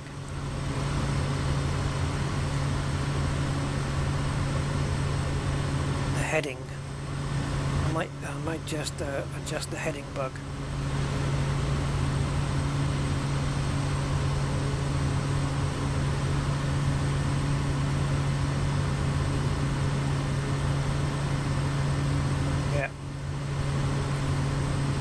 Yeah, I think if I was to pick a country to go and live in, I think it would have to be Australia. I know there's so many other beautiful places in the world, but the laid-back lifestyle, they use beer as currency. You know, yeah, you're going to buy a car and it's like $1,000 Australian dollars or something, and they'll say, well, give me $800 and a case of beer. It's just like, it is like that. It's genuinely that laid back. Yeah, it is. It's kind of like Spain. Spain's very laid back as well. As is Gibraltar. There's a lot of... it's the right way to be, though. It's definitely the right way to be. You know, it just leads to a lot less stressful life. You don't have to put, I don't know, pressures on yourself. No runway can be 37. I don't believe so, no. No, I don't think you can have a 37 runway.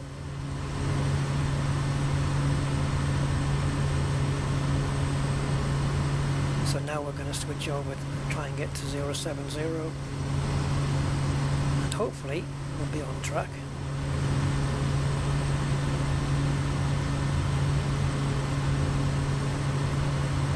There's twice that runway's just popped out. Look at those lines on the field there below. Looks like it's been harvested or tracted. 500. Yeah, it's actually 1,260, love. But yeah, we really are 500. We really are 500. It just says 1320 on there because there is a difference between height and altitude.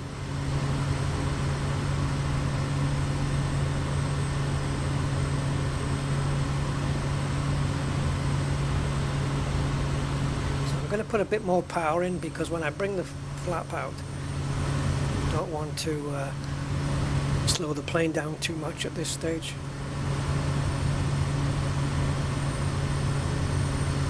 Now get onto the line. You see that pink arrow on my primary display? That's where I need to be. I need to follow that arrow, see? There. And that should put me on course.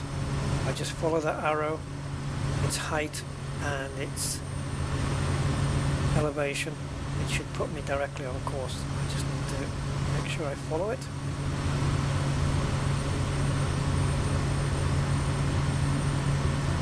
Where is the bloody runway? Am I going to miss it again?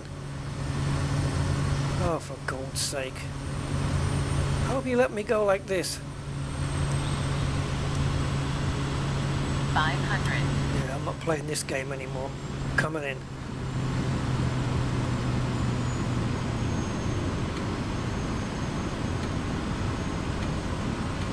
Hold on, Julie and Emily.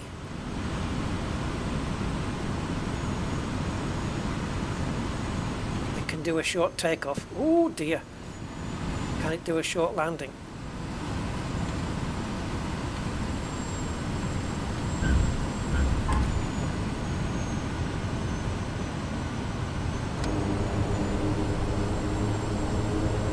Bet your ass it can.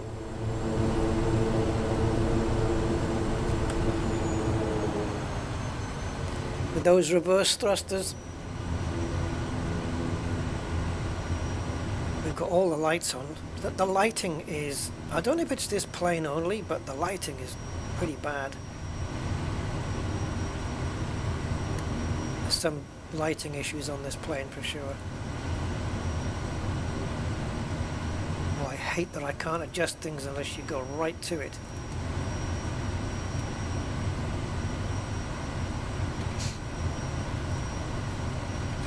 This plane can fling itself around pretty well. There we go. So we're here in Wonga, yeah, whatever it is.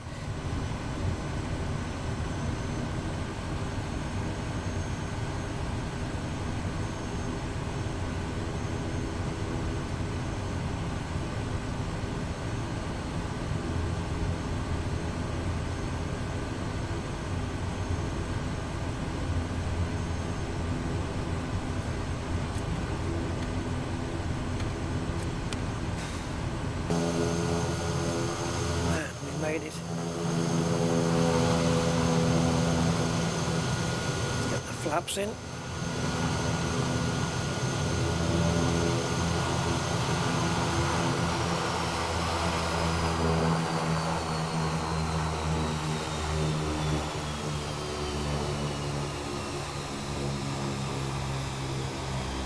Kodiak. Yeah, I like the plane. It's nice.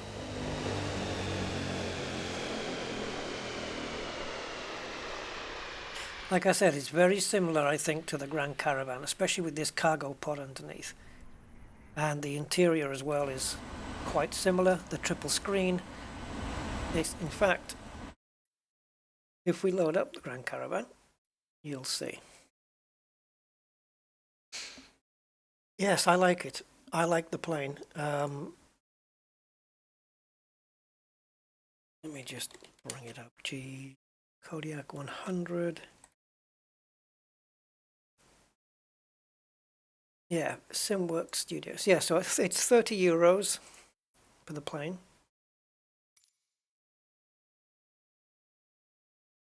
Which I was able to get thanks to you guys.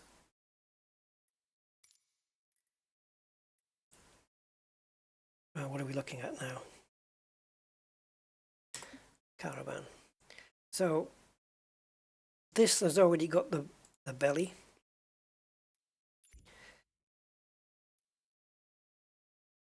So where did we go? We went from Perth up to, it wasn't that far up surely. Bonnie Rock. 3 Springs.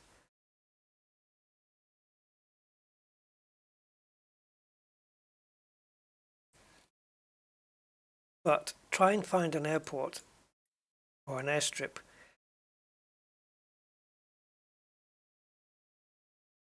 Okay.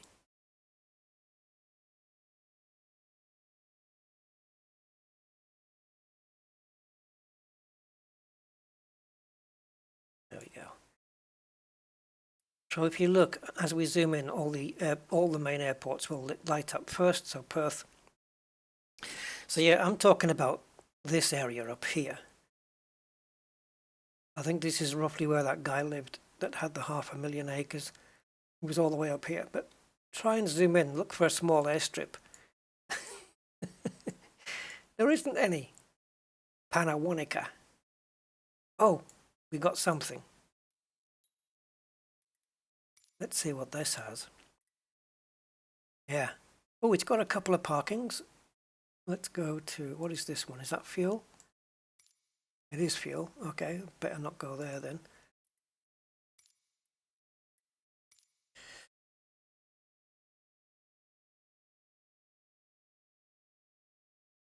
No, not 37. There was runway 360 and there was runway 70. I may have said 07. I don't know. It might have been that. Or I might have said 37 by mistake, but yeah, no, there's no 37. Can you imagine that? That would be like something on the Twilight Zone. You can land at runway 37. Roger, runway 37. So again, externally, it's not that dissimilar. The Grand Caravan's got a couple more windows. It's got the back door as well.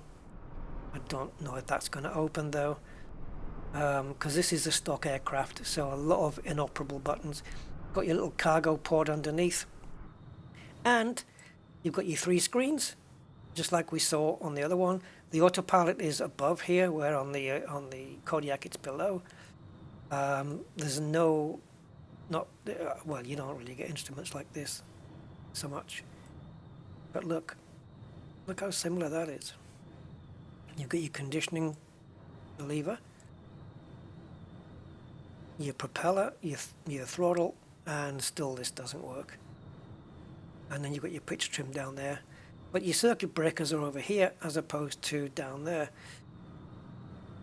But this cockpit, I mean, the button layout's a little bit different. The fuel cutoffs are up here, your fuel tank selectors, which is the same on the other one. Yeah, so very, very similar.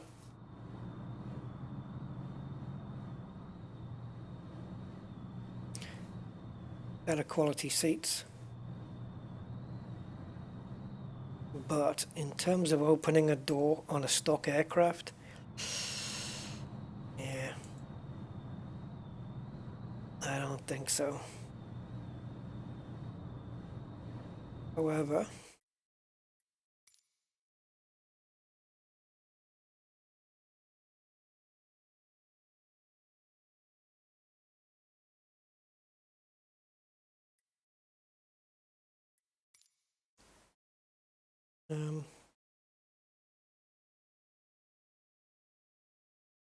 yeah, there's no keys for opening doors. Doesn't matter if I choose keyboard, same thing.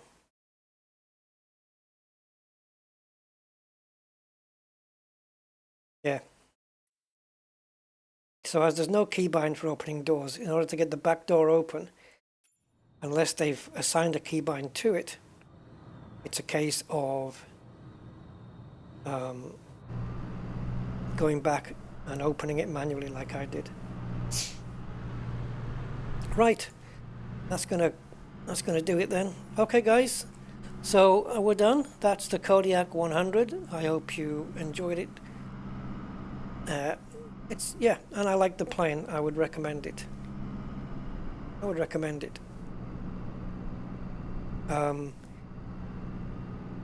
If you haven't got the Piper Arrow though, I'd probably be tempted to go for that first, if you like the small aircraft. But if you want the short takeoff plane, then I would definitely go for the Kodiak. It's neat, and the loading options are cool. as well for the cargo and stuff, but you can do that with the Piper Arrow also. All right, Seb. Yeah, thank you very much, man. Okay, guys, so that's all she wrote for today. So until the next time, have a good day and a good flight. And yeah, go and enjoy some flights. Oh, look, we've got screen tearing up there as well. Before I go, guys, let's see if we can fix this. Normally, oh, VSync is on.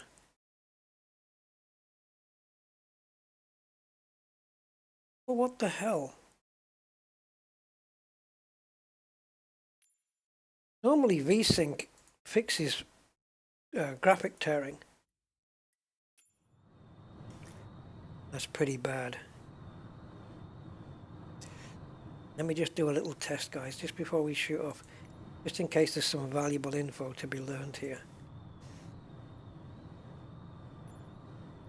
Okay.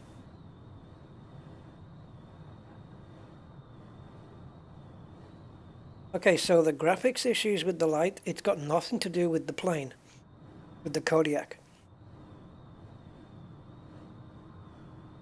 And these are on Nvidia drivers that I've never had issues with before. These are the old 496.76 drivers.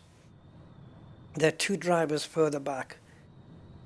And if I use the latest drivers, then I can't stream Elite Dangerous because it gets all uppity and jerky and jittery, and it's awful.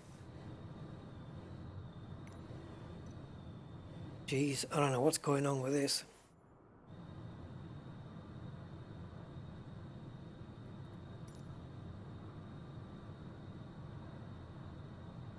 That's some pretty bad graphics tearing. Yeah, VSync would normally get rid of that. Let's drop this down to 30. What if DX12? But for DX12, you're going to have to do a restart. Pretty bad. What if it's an OBS thing? It's happening at the top. If you guys can see it too well, but it's only happening at the top of the screen.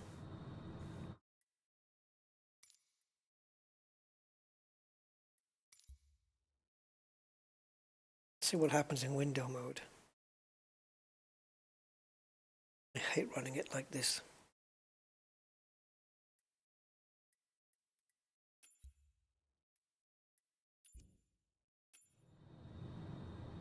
Nope. Nope, nope, nope.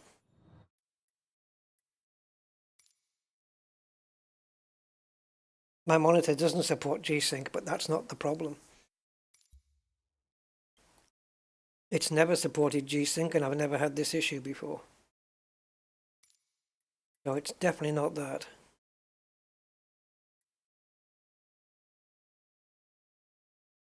I've never had this tearing issue with Flight Sim.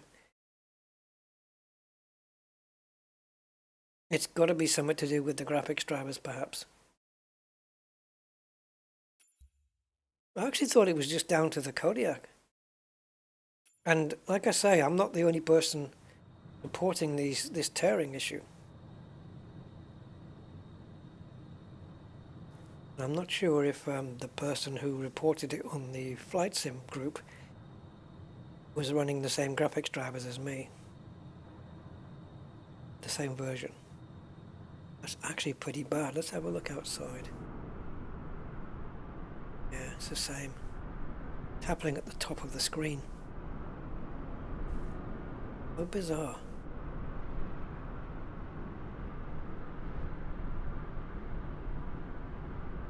See, nearly 60 frames per second there with OBS running.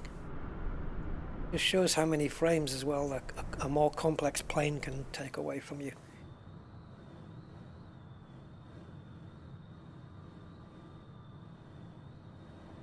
Yeah, I don't know what that is.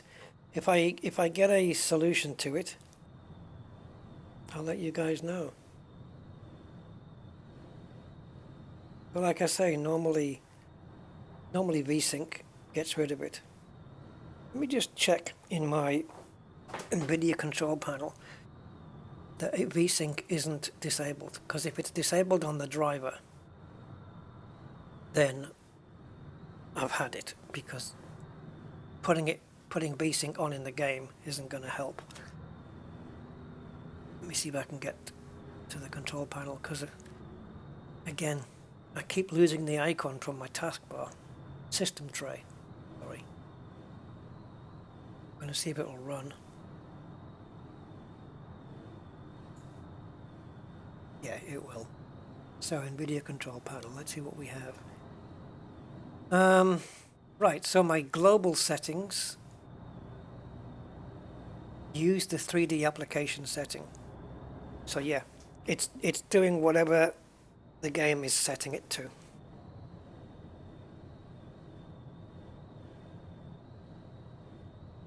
Everything is set to default here. Yeah, everything's set to default. I can tell just by looking at the parameters in control panel, they're all default. And my graphics drivers are going to be confirmed. 496.76, and that was with a clean install. Oh, damn it. How bizarre. And now I'm wondering whether adding a passenger looks the same way. Passenger 4. But it doesn't draw them in. And now the forward weight. Center of gravity 16% forwards.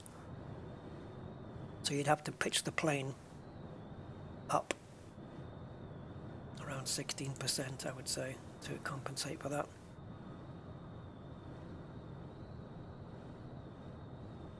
But I don't know. There's no number. I wish we could have a percentage number, but I've got to kind of guess it. There's no marker on the wheel either. What is going on with these tearings? Anyway, I'm not going to stress over it right now. It could just be, maybe just needs a reboot or something. You can see here, it's kind of flashy. You seeing that? Kind of pulsating a little bit. So you look at this. What's going on?